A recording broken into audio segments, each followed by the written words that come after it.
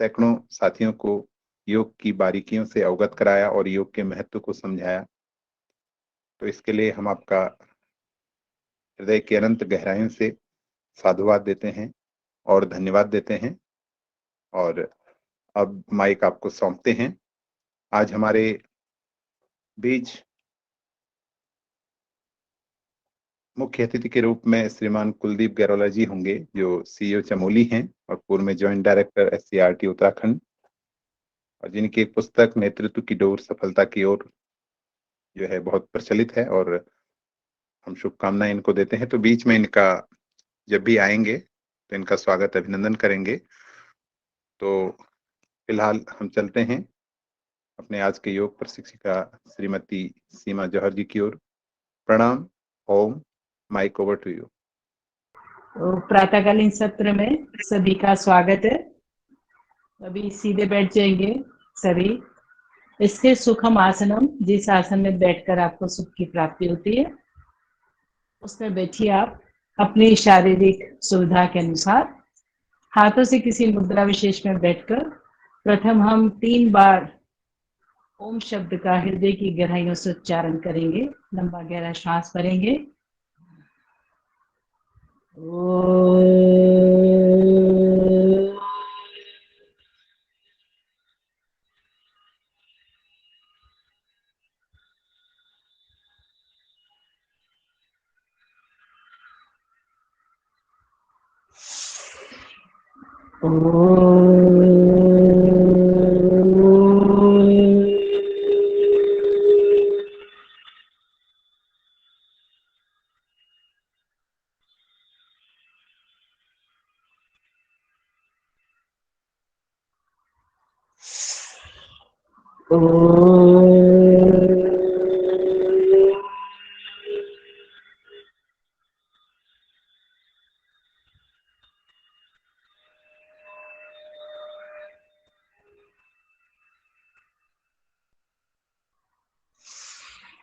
ओम भूर्भुवः स्वः तत्सवितुर्वरेण्यं भर्गो देवस्य धीमहि धियो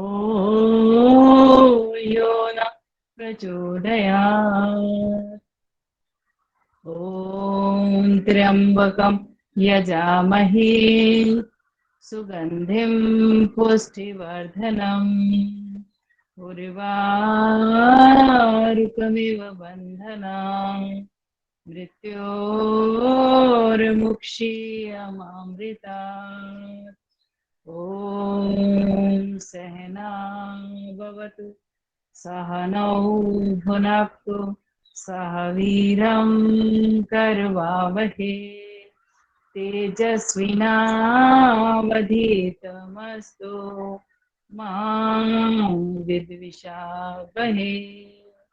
ॐ असतो मा सद्गमय तमसो मा ज्योतिर्गमय मृत्योर्मा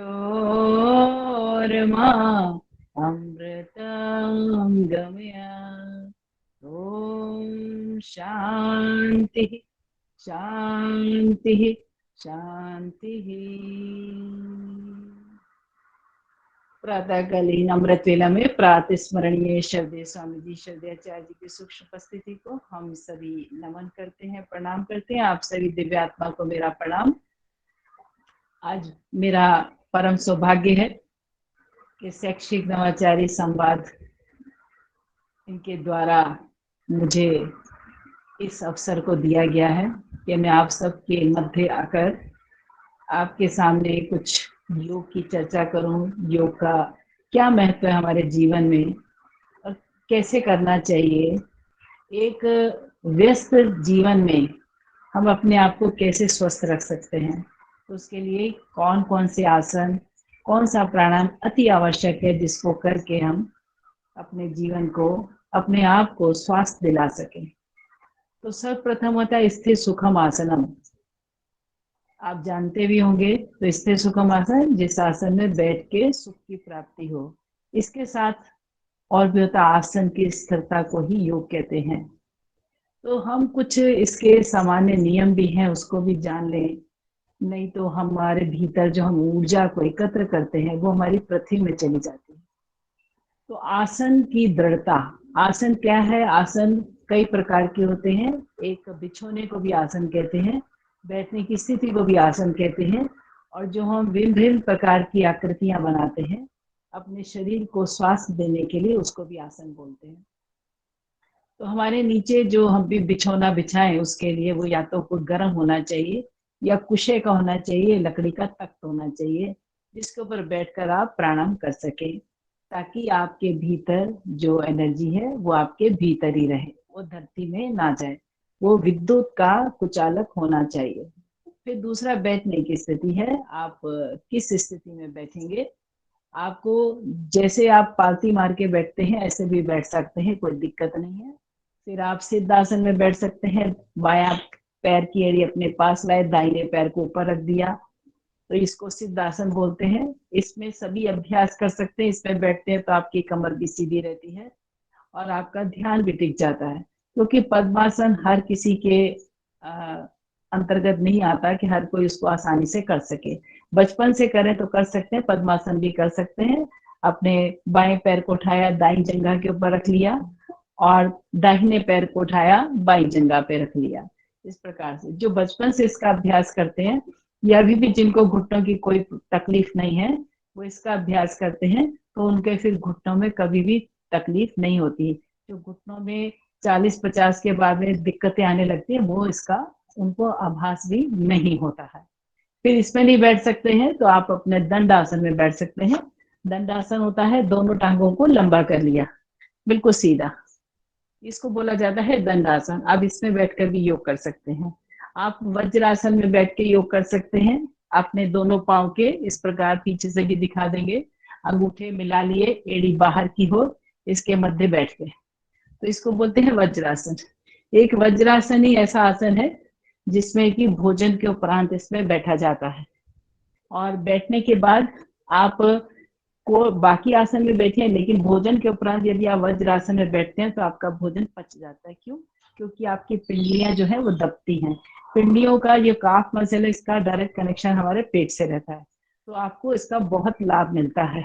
जिनको गैस की प्रॉब्लम है, एसिडिटी है, डकार आते हैं, वो वज्रासन में बैठा करें भोजन के उपरांत। फिर इसमें भी जो नहीं बैठ सकता, नीचे ही नहीं बैठ सकते, वो आप कुर्सी पे बैठिए, पलंग पे बैठिए, सोफे पे बैठिए, लेकिन आपकी स्पाइन, आपकी रीढ़ की हड्डी वो बिल्कुल सीधी होनी चाहिए। बस इतना ध्यान रख लीजिए, तब आपको पूर्ण लाभ मिलेगा। फिर होता है हाथें हैं, पंच भौतिक शरीर है, पांचों तत्वों से हमारे शरीर का निर्माण हुआ है। अंगूठा अग्नि का प्रतिनिधित्व करता है, पहली उंगली तर्जनी ये वायु तत्व का प्रतिनिधित्व करती है हमारे शरीर में, बीच की मध्यमा आकाश तत्व का प्रतिनिधित्व करती है, उसके साथ वाली अनामिका ये पृथ्वी तत्व का प्रतिनिधित्व करती है, छोटी कनिका जल तत्व का प्रतिनिधित्व करती है। पांचों तत्वों से हमारे शरीर का निर्माण, पांचों में हमको विलीन हो जाना है। इन पांचों तत्वों को हम आपस में मिलाकर अलग अलग तो हम अपने शरीर को स्वास्थ्य दे सकते हैं। कि हमारे शरीर के अंदर भीतर अनेकों प्रकार के रोग पनपते हैं, क्योंकि हमारी इम्यूनिटी कमजोर हो जाती है, रोग प्रतिरोधक क्षमता कम हो जाती है, तभी हम रोगों से ग्रसित होते हैं। तो पहली उंगली को अंगूठे के अग्रभाग से लगाएंगे तो ये बनती है ध्यान मुद्रा। ज्ञान मुद्रा भी बोलते हैं। जिनका मन बहुत चंचल है, एक स्थान पर टिकता नहीं है, तो वो अपने आप को इससे ऐसी ध्यान मुद्रा लगाकर योग करते हैं। योग के भी अभी आपको बताएंगे कि योग किस, कुछ समझते हैं कि खाली आसन करने को ही योग कहा जाता है। योग एक समावेश है संपूर्ण जीवन जीने की पद्धति का। तो इसमें बैठते हैं तो आपका ध्यान भी लगता है, माइग्रेन डिप्रेशन भी दूर होता है, और मन की चंचलता भी धीरे धीरे स्थिर होने लगती है। फिर इसी पहली उंगली को तर्जनी को अंगूठे की जड़ में लगा दें, मूल में लगा दें, और शेष 3 उंगलियां सीधी रहें, तो ये हो जाता है हमारा वायु मुद्रा। जिनको शरीर में वात का प्रकोप है और सारे शरीर में कभी कहाँ दर्द है, कभी कहाँ दर्द है, तो आप इस मुद्रा में बैठकर अपने आप को स्वस्थ कर सकते हैं लगातार प्राणायाम करके। बीच की उंगली है मध्यमा, इसके अग्रभाग को अंगूठे के अग्रभाग से लगा दें तो ये बन जाती है शून्य मुद्रा। शून्य मुद्रा जिसमें किसी को कान की तकलीफ है, कम सुनाई देता है, घू घू की आवाज आती है, तो उसमें आप इसमें इस शून्य मुद्रा में बैठ के प्राणायाम करिए। प्राणायाम तो कर ही रहे हैं, लेकिन प्राणायाम के साथ साथ यदि हम ये किसी मुद्रा को भी लगा लेते हैं तो दुगना लाभ मिलता है। उसके साथ में है आपकी ओम अनामिका। अनामिका जो है इसको आप लगा लेते हैं इस प्रकार से। तो ये क्या है? पृथ्वी मुद्रा। पृथ्वी मुद्रा का काम क्या है? शरीर के भार का संतुलन करना, ना बढ़ने देती है ना घटने देती है। तो जिनका शरीर ज्यादा भारी है, वजन ज्यादा है, या जिनका कम है, वो इस मुद्रा में बैठे तो उनको पूर्ण रूप से लाभ मिलेगा। फिर छोटी वाली है कनिका। इसको यदि अंगूठे के अग्रभाग से लगा लेते हैं तो हमारे शरीर में ये जल तत्व का प्रतिनिधित्व करती है। यूरिन की जो भी प्रॉब्लम है, किसी को यूरिन ज्यादा आता है, कम आता है, रुक रुक के आता है, जलन होती है, तो आप इस उंगली को इस प्रकार छोटी कनिका को लगाते हैं तो आपको पूर्ण रूप से लाभ मिलता है। अब कईयों के शरीर में बहुत ही विजातीय तत्वों का निर्माण होता है, टॉक्सिन्स बहुत बनते हैं, तो बीच की दोनों उंगलियां उनको अंगूठे के अग्रभाग से लगाएं और शेष दोनों उंगलियां साइड वाली आप सीधी रखें। तो ये होती है अपान मुद्रा। इससे आपके टॉक्सिन जो है वो रिलीज होते हैं, ज्यादा बन नहीं पाते हैं। ज्यादा बनने से हमको दिक्कत आती है, तो हम ये बीमार हो जाते हैं। आप 1 से 2-3 मुद्रा इकट्ठी भी लगा सकते हैं अपने शरीर के अनुसार। तो इस प्रकार आपका बिछोना हो गया। क्योंकि इन नियमों का हम पालन नहीं करते, हम सीधे खड़े खड़े चलते चलते अनुलोम विलोम करते हैं, चलते चलते कपालभाति करते हैं। कहीं भी जगह मिल गई, जमीन मिल गई, या कोई किसी की बाउंड्री वाला है, पार्क में गए, कहीं भी बैठकर योग कर लिया, तो कर तो आते हैं, लेकिन हम उसका पूरा का पूरा लाभ नहीं ले पाते हैं। तो ये हम इसका थोड़ा सा ध्यान करें। कभी थोड़ा सा हम खड़े हो जाएंगे और खड़े होके अपने शरीर को हमने वार्म अप करना है। वार्म अप करने का तरीका होता है कि ताकि हम कुछ और कर सकें। सुबह सुबह रात को सो के उठते हैं, कई बार तो उठने की इच्छा भी नहीं होती है कि क्यों उठा जाए, क्योंकि दिन भर की थकान के कारण लगता है और सो लिया जाए। लेकिन ज्यादा सोने से ऐसा नहीं है कि हमारी थकान मिट जाती है। हमें जो है 5 से 6 घंटे की नींद की आवश्यकता होती है, वो गहरी नींद। हाँ, करवटें बदलते रहिए तो आपके लिए 10 घंटे भी किसी काम के नहीं है। तो थोड़ा सा यदि हम जल्दी उठे, थोड़ा अपने शरीर को व्यायाम दें, तो हम अपने आप को पूर्णतः स्वस्थ रख सकते हैं। तो उठिए। उठना कैसा है? उठने में भी हमने जमीन को हाथ नहीं लगाना, टच नहीं करना, अपने सहारे पे। हमारे माननीय प्रधानमंत्री जी का नारा है आत्मनिर्भर भारत। तो हम अपना आत्मनिर्भर जीवन भी जीना चाहिए। तो बिना सहारा लिए ऐसे एक टांग उठाई और दूसरी तो मुड़ी है, जमीन से टच की, और इस प्रकार हम खड़े हो गए। ये खड़े होकर थोड़ा सा, क्योंकि मुझे लगता है इसमें महिलाएं ज्यादा हैं और महिलाओं को काफी दिक्कत होती है, बहुत सारे स्थितियों से गुजरना पड़ता है। तो ताड़ासन, सबसे पहले दोनों हाथ सर के ऊपर और पंजों के बल श्वास भरते हुए हम खड़े हो जाएं, ऊपर हो जाएं। एक, खींचे अपने आप को, और फिर 2 नीचे। श्वास के साथ साथ श्वास भरेंगे, ऊपर खींचिए और श्वास छोड़ते हुए नीचे आ जाए। इतना करने मात्र से फिर से श्वास भर के ऊपर पंजों के बल और फिर नीचे आ जाए। इतना करने से आपकी पिंडलियां भी खींचती हैं। एक बार और श्वास भरते हुए ऊपर खींचिए, अपनी बाजू को बिल्कुल सीधा, पूरा अपने आप को खींचिए। तो आपके कंधे भी झुकेंगे नहीं, पीठ भी आपकी, कमर भी सीधी रहेगी। रिलैक्स, नीचे आ जाए। इसी का होता है दूसरा तिर्यक ताड़ासन। दोनों पांव में फासला 1 से 1.5 फीट का, और हाथ ऐसे सर पे रहेंगे। श्वास भरेंगे, हाथों को ऊपर खींचेंगे और फिर अपनी राइट साइड, दाहिनी तरफ ऊपर के धड़ को खींचिए। 1, पूरा खींचिए। 2, फिर बीच में आ जाए। 3, विपरीत दिशा से बाईं तरफ से। 4, बहुत अच्छा जिनके कैमरे खुले हुए हैं। 5, 6, 7, 8। इस प्रकार हमने, अगर हम थोड़ा थोड़ा भी कर लें तो हमारे लिए काफी है। 1 घंटा यदि हम 24 घंटे में से लगा दें तो हम अपने आप को स्वस्थ रख सकते हैं। फिर कटी चक्रासन कमर के लिए, क्योंकि दिन भर बैठना है, आप सब मुझे लगता है स्कूलों में कॉलेजों में पढ़ाते हैं, तो दिन भर बैठना पड़ता है, खड़े रहना पड़ता है, तो उसमें कमर जो है दुखने लगती है। तो कटी चक्रासन, दोनों हाथ सामने, हाथों के जितना हमारे कंधों में फासला है उतना पैरों में, उतना हाथों में। तो हाथों के मध्य देखते हुए हम अपनी दाहिनी ओर घूम जाएंगे, एक, और श्वास छोड़ते हुए वापस, दो, फिर दूसरी तरफ से, तीन, श्वास भरते हुए पीछे जाएं और श्वास छोड़ते वापस आए, चार, पांच, फिर से घूम जाए, छह, सात और आठ, छोड़ देंगे। अब सीधा हाथ रखेंगे बाएं कंधे पर, लेफ्ट शोल्डर पर, और उल्टा हाथ कमर के पीछे। तो अब हमने क्या करना है, बाएं कंधे से के ऊपर से अपनी गर्दन को घुमाएंगे, दाहिने पैर की एड़ी को देखेंगे। तो एक, दो, अब दूसरी तरफ से इसी को रिवर्स कर लीजिए, तीन, चार। हर आसन का काउंटर पोज करना अति आवश्यक होता है। फिर से करेंगे, पांच, छ, सात, अच्छा कर रहे हैं, आठ, ये करा हमने। इसके बाद हम थोड़ा सा, आप अगर आपके घुटने अगर ठीक है तो आप इस प्रकार से अपने आप को वार्म अप कर सकते हैं, क्योंकि इसके लिए ज्यादा स्थान की भी आवश्यकता नहीं है। यदि आपके घुटनों में प्रॉब्लम है तो आप सिर्फ खड़े रहिए अपनी जगह पर, पंजों को बस एक एड़ी को ऊपर उठाइए और फिर दूसरी को उठाइए, ऐसे ऐसे लगेगा कि आप चल रहे हैं, लेकिन आप अपने एक ही स्थान पे खड़े हैं, बस आप पंजों पर बारी बारी से ऊपर हो रहे हैं। तो ये आपका, जो वॉक नहीं कर सकते या भाग नहीं सकते, तो इस प्रकार से एक ही स्थान पर अपने आप को कर सकते हैं।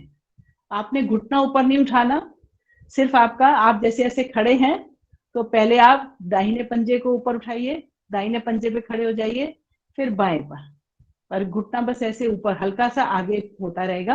तो ये आपका पूरा व्यायाम हो जाएगा। तो इसके लिए थोड़ी सी जगह चाहिए होती है, 2 फुट 2 की भी लेकर आप उस पर कर सकते हैं। फिर जो कर सकते हैं वो इस प्रकार से थोड़ा सा ऐसे कूद लें, जिनके घुटने मजबूत हैं तो वो इस प्रकार से कूद सकते हैं, ऐसे। फिर इसमें थोड़ा सा ऐसे भी कर सकते हैं आप, ऐसे, एक, दो, तीन, चार, पांच, छ, सात, आठ। और जो कर सकते हैं वो इसको थोड़ा सा फास्ट कर सकते हैं, ऐसे करके। नेक्स्ट, दोनों हाथ कमर पे रखें, आप अपने घुटने को उठाइए, ऊपर ले जाइए, कोशिश करिए आपकी चेस्ट को छू ले। फिर तीन, चार, पांच, छ, सात, आठ, 9, 10, 11, 12। फिर आप इसको अगर जो कर सकते हैं, स्वस्थ हैं, वो थोड़ा तीव्र गति से कर सकते हैं, ऐसे।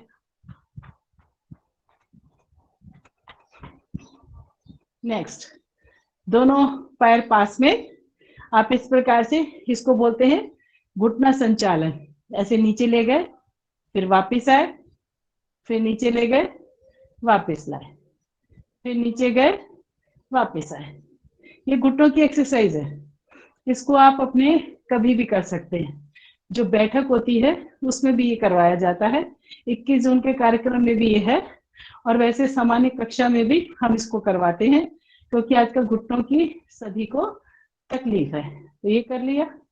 इसके बाद आप ज्यादा नहीं कर सकते तो आप थोड़ा सा पीटी कर लें। पीटी क्या करनी है, आपने ऐसे भी कर सकते हैं सामान्य रूप से, जिनको तकलीफ है कमर में, घुटनों में, 1, 2, 3, 4, 1, 2, 3, 4। और जो कर सकते हैं वो ऐसे करें, 1, 2, 3, 4, 1, 2, 3, 4। और जो और भी उत्साही हैं, यंग हैं, युवा है, तो उनको तो धीरे कुछ अच्छा ही नहीं लगता, तो फास्ट कर सकते हैं। तो 10 बार बिना बीच का स्टेप किए हुए डायरेक्ट ऊपर और नीचे ऐसे करिए। 2 3 4 5 6 7 8 9 10। प्रतिदिन मैं तो 50 बार करती हूँ, क्योंकि शरीर स्वस्थ है तभी हम जीवन का आनंद ले सकते हैं, अन्यथा नहीं। और हम अगर प्रतिदिन आप 50 बार नहीं तो 10 बार सूर्य नमस्कार कर लीजिए। 10 बार सूर्य नमस्कार करेंगे तो आपका मेटाबॉलिज्म भी अच्छा रहेगा, तो फिर आपको दिक्कत नहीं आएगी। अब सूर्य नमस्कार है, ये अति आवश्यक है, हमारा संपूर्ण विकास करता है, सर्वांगीण विकास करता है, और हर किसी को करना चाहिए। पतला है तो करना चाहिए, करे, उसके बाद में अच्छी डाइट खाए। मोटा है तो करे, और करने के बाद लौकी का जूस पिए। तो दोनों हाथ ऐसे पार्श्व भाग में हम धीरे से ऐसे हाथ उठाते हैं, फिर सीधा करते हैं, ऊपर ले जाते हैं, और फिर दोनों हाथों को ऐसे कोहनियां मिलाते हुए दोनों हाथ दोनों चेस्ट के बीच में ले आते हैं। तो ये होता है प्रणाम आसन। एक, अब इसी को दोनों हाथों को ऊपर लेकर गए, पूरा ऊपर ले जाए खींच के। 2 हस्तोत्थान आसन, और फिर इन्हीं दोनों हाथों को धीरे धीरे नीचे लाइए। जिनकी कमर में दर्द है वो नीचे नहीं जाएंगे। 3, अब अपने बाएं पैर को, उल्टे पैर को पीछे ले जाइए और दाहिने घुटने पर बैठ जाइए, ऊपर देखिए। 4, इसको बोलते हैं दक्षिण अश्रु संचालन। और फिर यही दाहिना पैर उठ के पीछे जाएगा पर्वत आसन में। दोनों पांव के पंजे एड़ी जमीन पर, हाथ जमीन पर, अपनी गर्दन को अंदर की ओर मोड़ेंगे। कोशिश करिए अपनी नाभि को देखिए, पर्वत आसन। और फिर घुटने जमीन पर और चेस्ट जमीन पर, छाती को जमीन से टच करिए, घुटनों को जमीन से टच करिए, साष्टांग प्रणाम। और फिर आगे से उठ जाएंगे भुजंगासन, और फिर वापस श्वास भरते हुए और फिर छोड़ते हुए पर्वतासन। और फिर अपने बाएं पैर को आगे लेके आए। इस प्रकार से 9वां है, इसको बोलते हैं वाम अश्व संचालन। दाहिनी टांग बिल्कुल सीधी रहेगी और बाएं पैर को मोड़ दिया। अब दाहिना पैर भी आगे आया और पांव छू लिए, और फिर श्वास भरते ऊपर गए 11, और हाथों को जोड़ के आगे लाए 12। 1-2 बार और कर लेंगे, कुछ लोग कर रहे हैं तो अच्छा है। और जब हम शुरू में नहीं करते तब हमें थोड़ी मुश्किल होती है, जब करना शुरू करते तो बहुत आसान लगता है। मात्र 18 मिनट में ये 50 बार हो जाता है सूर्य नमस्कार। तो फिर से करते हैं, 1 2 3 4 5 6 7 8 9 10 11 और 12। अब कोई बात नहीं, थोड़ा सा अभ्यास। अब बैठेंगे दोनों हाथ सामने और इस प्रकार से झुक के अपने बाईं तरफ हाथों का सहारा लिया और हम बैठ गए। प्राणायाम अति आवश्यक है। आसन आप अपनी सुविधा के अनुसार जितने भी करने चाहे आप कर सकते हैं, उसके लिए कोई भी दिक्कत नहीं है। प्रतिदिन हम श्वास तो पैदा होता है, बच्चा तो लेता ही है, लेकिन हमको कैसे लेना चाहिए इसके विषय में हम थोड़ा सा, स्वामी जी ने इस पर इतना जोर दिया है। 90% से 95% हम प्राणायाम के माध्यम से अपने आप को स्वस्थ कर सकते हैं। आसन शरीर को दृढ़ता प्रदान करता है, तो इसके माध्यम से हम अपने शरीर को दृढ़ता भी, अपने कुछ ऐसे हैं जैसे सर्वाइकल है। आप लोग शिक्षक है, शिक्षक को सामने देखना पड़ता है, कॉपियां चेक करनी पड़ती है, घंटों बैठते हैं, लैपटॉप पे काम करना पड़ता है, तो सर्वाइकल हो जाता है। तो सर्वाइकल के लिए हम प्रतिदिन 5 मिनट लगा दें। कहीं भी आप कर सकते हैं। आपकी बाल्टी भर रही है पानी की नहाने के लिए, आप तब कर लीजिए, 1-1 2-2 कर लीजिए। तो इस प्रकार से हाथों को आगे खोलिए, हाथों को खोलिए और बंद कीजिए, खोलिए और बंद कीजिए। ये बहुत सूक्ष्म व्यायाम है, कभी भी आप कर सकते हैं। इसके लिए कोई नियम नहीं है कि खाने के कितनी देर बाद करना है। जब आपको समय मिले तब आप इसको कर लीजिए। फिर अंगूठा अंदर, मुट्ठी बंद, दोनों बाजू आपकी जो है कंधे के समानांतर होनी चाहिए, और श्वास भरते हुए मुट्ठियों को आधा घुमाया और छोड़ते हुए पूरा कर दिया। मुट्ठी का एक एक जोड़ दूसरे जोड़ से मिलना चाहिए, हाथों में दूरी नहीं। एक दो बहन जी के हाथों में बहुत दूरी है, मुट्ठियां दोनों मिला दीजिए आपस में, दोनों मिल के घुमाइए। हाँ, आप ठीक कर रहे हैं, बिल्कुल इस प्रकार से गोल घुमाइए। और फिर विपरीत दिशा से एंटी क्लॉकवाइज, पहले एक दिशा में घुमाया, अब दूसरी दिशा में घुमाएंगे। तो 5-5 बार भी आप कर लेते हैं तो आपके लिए बहुत लाभकारी है। अब दोनों हाथ खोलेंगे, दोनों हाथों को मोड़ेंगे, अपने कंधों पे रखेंगे, 1 और 2, वापस 3, 4, 5, 6, 7, 8, 9, 10। अब हाथों को अपने पार्श्व भाग में ले जाएं, कंधे के समानांतर। अब फिर से मोड़ेंगे, 1, 2, 3, 4, 5, 6, 7, 8, 9, 10। अब दोनों हाथ ऊपर ले जाएं, बिल्कुल कान से सटा दीजिए। अब फिर से दोनों हाथ मोड़िए, हाथ आपके कंधे पर, 1 और फिर सीधा 2, 3, 4, 5, 6, 7, 8, 9, 10। अब दोनों हाथ कंधे पे रखिए, दोनों कोहनियों को मिला दीजिए, श्वास भरते हुए ऊपर ले जाए और छोड़ते हुए पीछे से नीचे ले आए। पूरा का पूरा सर्कल बना दीजिए। इसको जरूरी नहीं है कि आप सारे के सारे इकट्ठे ही करें सूक्ष्म व्यायाम, अपनी सुविधा अनुसार आप एक एक दो दो भी कर सकते हैं, जब आपको समय मिले। अब महिलाएं हैं, खाना बना रही हैं, मसाला भून रहा है, तो कर लीजिए एक दो साथ में। और दूध गर्म हो रहा है, खड़ा होना पड़ता है, नहीं तो दूध गिर जाता है। विपरीत दिशा से एंटी क्लॉकवाइज, अपोजिट डायरेक्शन से करेंगे आप, तो भी आप कर लीजिए, बहुत लाभकारी है। और फिर आपको कभी भी सर्वाइकल नहीं होगा। आपको सोना बताएंगे, अक्सर गलत सोते हैं, गलत पोस्चर में उठते हैं, तो हमारी स्पाइन गड़बड़ हो जाती है, उससे हम छुटकारा पा सकते हैं थोड़ी सी सावधानी से। अब दोनों हाथ रखेंगे हम घुटनों के ऊपर, कंधों को रोटेट करिए पूरा चारों दिशाओं में, ऊपर, पीछे, नीचे, आगे, ऊपर, नीचे, चारों दिशा में अपने कंधे को आप रोटेट करिए। दोनों हाथ आपके घुटनों पर रहेंगे। और फिर इसी को एंटी क्लॉकवाइज, अपने घुटनों को पीछे खींचिए, ऊपर ले जाइए, आगे ले जाइए, नीचे ले आइए, चारों दिशाओं में। बहुत ही आसान है, कभी भी आप कर सकते हैं, कोई दिक्कत नहीं है। आपको रात को समय मिले, शाम को मिले, तभी कर लीजिए। फिर दोनों हाथों को इंटरलॉक करिए, क्लच बनाइए ओम। और रखिए सर के पीछे। ओम। हाँ सीमा जी, थोड़ा सा आपको रोक रहे हैं। जी जी तो जी जी, शंकर कोई जी बात नहीं। हमारे मुख्य शिक्षा अधिकारी महोदय जुड़ चुके हैं। थोड़ा सा बीच में आप सूक्ष्म व्यायाम करा दीजिए सीमा जी, तब तक लोग साधक करते रहेंगे। और थोड़ा सा आशीर्वचन। जी जी सर जी। जी। सर आईडी उनकी, आईडी सर कौन सी आईडी है?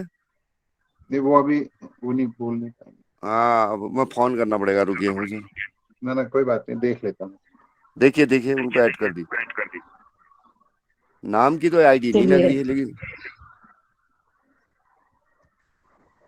मेरे हाथ आपको दिख रहे होंगे, तो मेरे हाथों के अनुसार आप करिए। अब दाहिना हाथ उठाइए, दाईं तरफ से प्रेशर दीजिए, श्वास भरिए, होल्ड कीजिए और प्रेशर दीजिए। पूरा कंपन होना चाहिए, वाइब्रेशन होनी चाहिए, गर्दन बिल्कुल सीधी रहेगी, लेकिन दोनों तरफ से प्रेशर देंगे हम। सर प्रणाम। रिलैक्स। जी मैं नमस्कार, मैं जुड़ गया हूँ। जी और मैं योग साधिका सीमा जी को प्रणाम करता हूँ, प्रणाम जी, प्रणाम। और साथ ही लक्ष्मण जी को और आपके सभी साथियों को जो कि इतना महत्वपूर्ण कार्यक्रम कर रहे हैं। बैकग्राउंड में मैं भी सीमा जी के साथ ये सब कुछ कर रहा था। और क्योंकि आप लोग बहुत बड़ा काम कर रहे हैं और एक बहुत ही सकारात्मक काम कर रहे हैं, तो मैं आप सबको शुभकामनाएं देना चाहता हूँ। और पातंजलि योग सूत्र में एक बड़ी बात कही गई है, जिसको सीमा जी ने इनडायरेक्ट रूप से कहा। योग कराते हुए आपने सब एक शब्द कहा कि हर एक जो पोस्चर होगा या योग का रोटेशन है या जो तरीका है उसका काउंटर करना जरूरी है। जैसे कि आप हाथ को अगर क्लॉकवाइज ले जाते हैं तो आपको एंटी क्लॉकवाइज भी वापस आना है, ताकि जो मसल्स का बैलेंस है वो बना रहे। तो यही बात हमारे जीवन में भी लागू होती है। मैं आपसे कहना चाहता हूँ, पतंजलि योग सूत्र की बात कही गई है, योग सूत्र 33 है, जिसमें कहा गया है वितर्क वादने प्रतिपक्ष भावनम। वितर्क वादने प्रतिपक्ष भावनम, ये पतंजलि योग सूत्र का 33वां सूत्र है। इसका मतलब होता है वितर्क या पथ भ्रम करने वाले विचार आने पर उनके विपक्षी विचारों का चिंतन करना चाहिए। ये बात मैं आपको कोट कर रहा हूँ, मेरी एक पुस्तक है जिसका नाम है नेतृत्व की डोर सफलता की ओर, उसमें मेंशन किया है मैंने, और चैप्टर का नाम है सकारात्मक रहना। मैंने आपसे इसलिए जिक्र किया कि सकारात्मक रहने के लिए योग बहुत ज्यादा जरूरी है, जिसका नाम है, जो मैंने आपसे बताया। तो फिर से मैं कहना चाहता हूँ, वितर्क वादने प्रतिपक्ष भावना, ये जीवन का मंत्र है। मतलब अगर हमें गुस्सा आ रहा है तो हमें शांत रहने का अभ्यास करना है, इसमें योग मदद करता है। अगर हमें भ्रम हो रहा है तो हमें थोड़ा सा शांत चित्त होकर सोचना चाहिए कि क्या समाधान हो सकते हैं इन सब चीजों के। तो योग आपको, हमको, सबको, जितनी देर हम बैठते हैं सोचते हैं तो विचारों को काउंटर करने की, खास करके उन विचारों को, नकारात्मक विचारों को काउंटर करने की ताकत प्रदान करता है। इसीलिए भगवान श्री कृष्ण ने गीता में कहा योग कर्मसु कौशलम। मतलब क्या है इसका जीवन में, योग कर्मसु कौशलम। क्यों अर्जुन से ही क्यों कहा, दुर्योधन से क्यों नहीं कहा, युधिष्ठिर से क्यों नहीं कहा, नकुल सहदेव से क्यों नहीं कहा, कुंती जी से क्यों नहीं कहा, द्रौपदी जी से क्यों नहीं कहा, किसी और से क्यों कहा, अर्जुन से ही क्यों कहा कि योग कर्मसु कौशलम। इसलिए कहा कि उनको मालूम था कि अर्जुन जो है वो अपने काम को बहुत ही कुशलता पूर्वक करते हैं। कैसे? जब गुरु द्रोणाचार्य ने अर्जुन की परीक्षा ली तो जो चिड़िया का केवल आंख दिखाई पड़ रही थी उसके पीछे, जिसे कहते हैं पत्तों के पीछे, अर्जुन ने उस चिड़िया को भी भेदा। जब द्रौपदी जी का स्वयंवर हुआ तो पानी में जो मछली की छाया दिख रही थी, घूमती हुई मछली की छाया, उस मछली को अर्जुन ने भेदा। इसका मतलब उनको अपने कार्य करने में इतनी कुशलता थी कि उनके मन में उस समय उस कार्य के अलावा कोई दूसरा विचार नहीं आता था। यही योग है। इसीलिए कहा गया कि हमको अभ्यास करना है वितर्क वादने प्रतिपक्ष भावनम, कि हम सब विचारों को नष्ट करने में सक्षम हो सकें। ये बात कहने में बहुत आसान है, और मैं ये भी नहीं कहता कि मैं कोई योगी हूँ, और लेकिन मैं इतना जरूर कहता हूँ कि मैं आपके सामने ये बात रखता हूँ। हो सकता है कि इस बात से प्रभावित होकर आप में से कोई योगी बने, जैसे कि स्वामी रामदेव जी बहुत बड़ा काम कर रहे हैं दुनिया में योग का, और उनकी शिष्या मैं देख रहा हूँ सीमा जी, जो हम सबको बता रही थी, मैंने भी साथ में आपको यूज किया। तो मैं आपसे इतना कहना चाहता हूँ कि यही है जीवन का उद्देश्य, कि हम जो काम कर रहे हैं योग कर्मसु कौशलम की क्षमता में, और इसके लिए ये सबसे पहले जरूरी है शरीर का स्वस्थ होना। जीवन में 5 मिनट में आपसे और बात करूंगा। जीवन एक 5 गेंदों की तरह होता है। 5 गेंद का मतलब है कि हर आदमी की कोशिश होती है कि मैं इन 5 की 5 गेंदों को हवा में उछालूं। जैसे हम 2 गेंद कोई भी उछाल लेता है, एक नीचे आती है, हम पकड़ते हैं, दूसरे को हवा में फेंकते हैं। लेकिन वो 5 गेंदें कौन सी हैं, मैं आपको बताना चाहता हूँ। वो 5 गेंदें हैं आपका परिवार, दूसरी गेंद है आपका स्वास्थ्य, तीसरी गेंद है आपका मित्र, और चौथी गेंद है आपका कार्य, और 5वीं गेंद है आपकी जीविका। तो कार्य इनमें अंत में आता है। परिवार, स्वास्थ्य, सबसे पहले स्वास्थ्य के बाद परिवार के बाद आपका मित्र के बाद आपकी जिजीविषा, और जिजीविषा के बाद आपके कार्य। तो क्या मतलब है इनका? हमारी कोशिश, ये 5 चीजें हर समय हमारे पास होती है। अगर हमारा स्वास्थ्य अच्छा है तो हम अपने परिवार के लिए अधिक योगदान कर पाएंगे, अपने बच्चों का ध्यान रख पाएंगे, अपना जो काम करते हैं उसे ठीक से कर पाएंगे। अगर हमारे परिवार में सब अच्छा है, जो हमारे स्वास्थ्य से जुड़ी हुई चीज है, परिवार में सब अच्छा है। स्वास्थ्य का मतलब मानसिक स्वास्थ्य भी है और शारीरिक स्वास्थ्य भी है, मनोवैज्ञानिक स्वास्थ्य भी है। परिवार में अगर अच्छा है तो आपका स्वास्थ्य और अच्छा होगा, आप अपना काम और अच्छी तरह से करेंगे।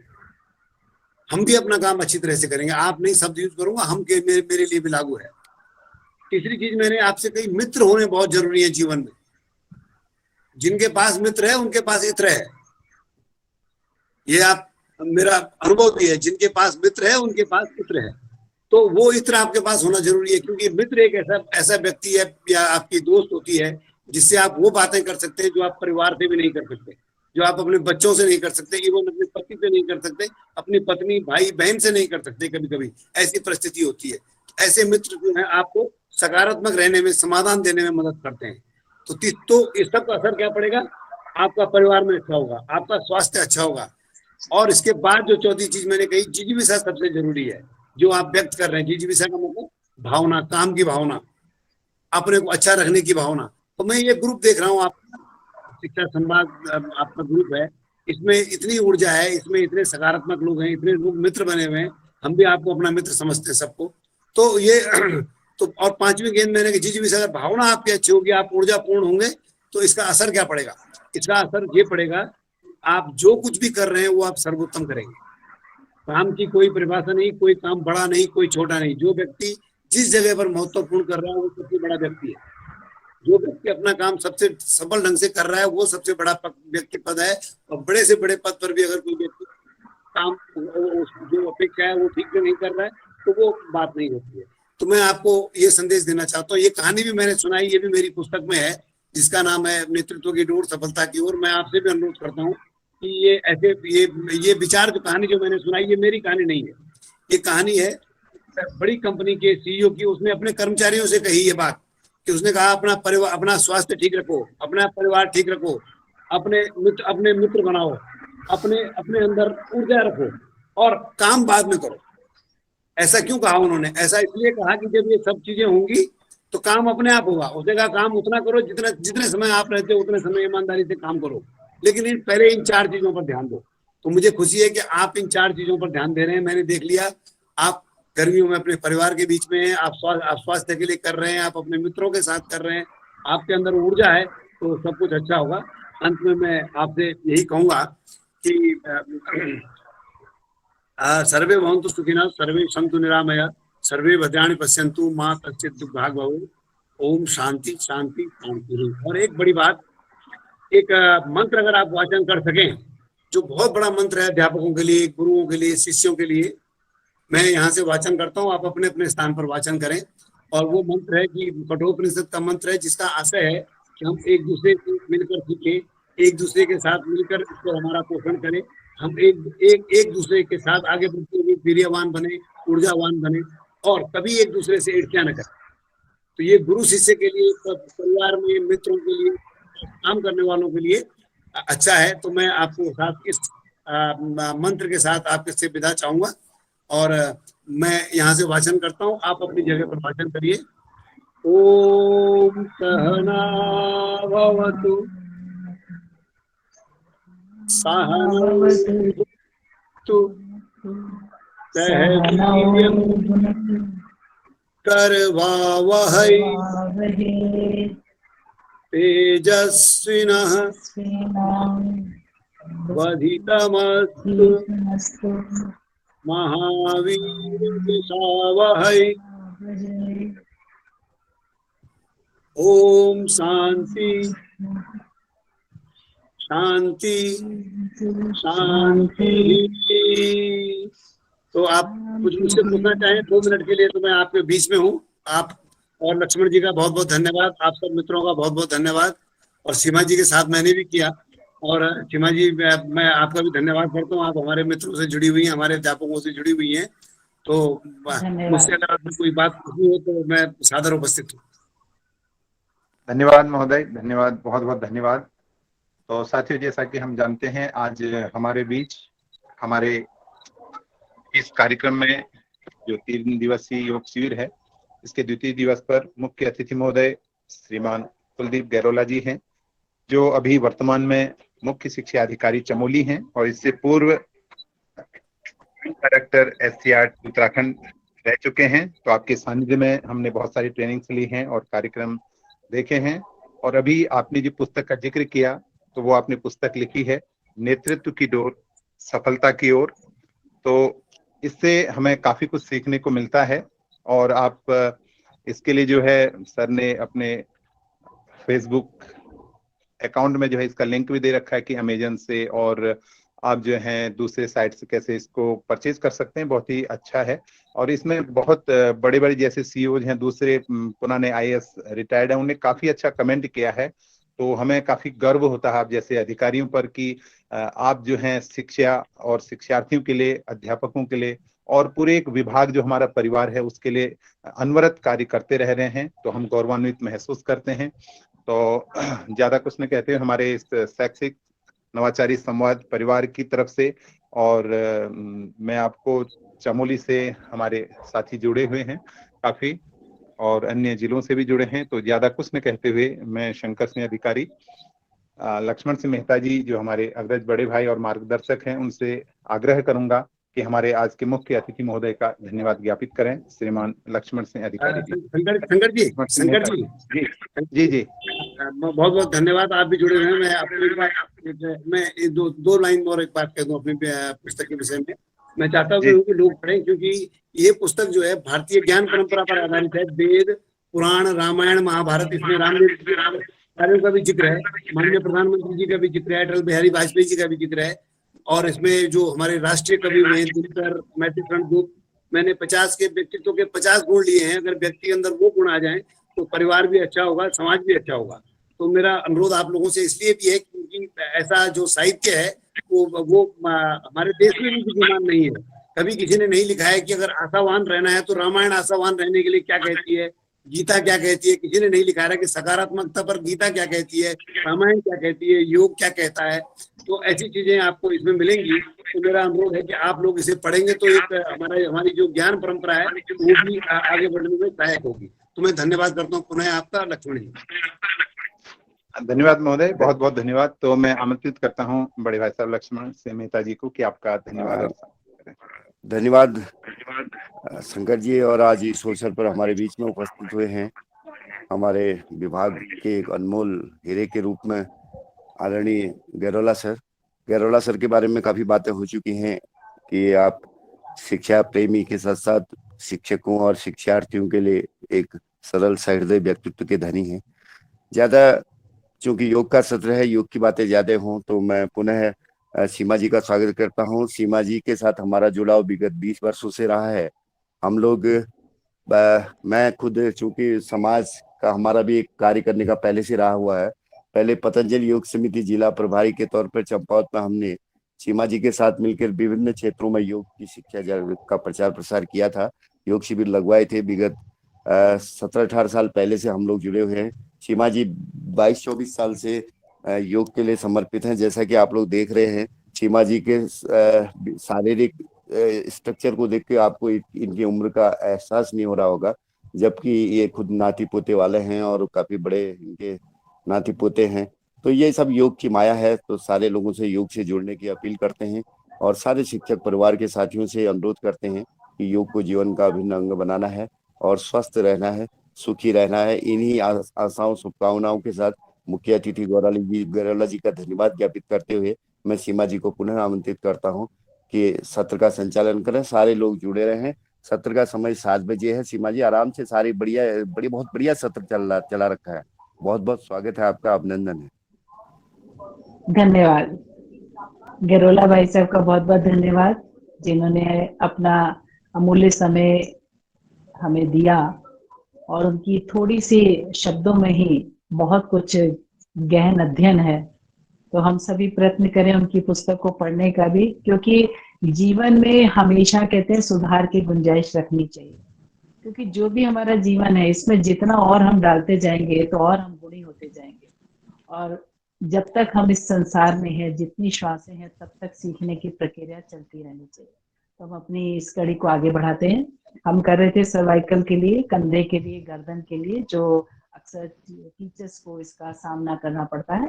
तो दाहिना हाथ उठाया था हमने, दाएं सर पे रखा, उंगलियां ऊपर की ओर, श्वास भरा, होल्ड किया उसको और प्रेशर दिया पूरा। कंपन महसूस होना चाहिए आपका पूरा का पूरा। जहां कान खत्म हो जाता है उसके बाद अपनी हथेली को रखिए, उंगलियां ऊपर की ओर। तो इस प्रकार पूरा प्रेशर दीजिए और कंपन महसूस होगा। फिर छोड़ दीजिए, श्वास छोड़ दीजिए, फिर से श्वास भरिए और फिर प्रेशर दीजिए। कंपन को महसूस कीजिए, वाइब्रेशन होना चाहिए कि आपका सर हिल रहा है, तो आपको कभी भी सर्वाइकल नहीं होगा। रिलैक्स। अब दूसरी तरफ से करेंगे।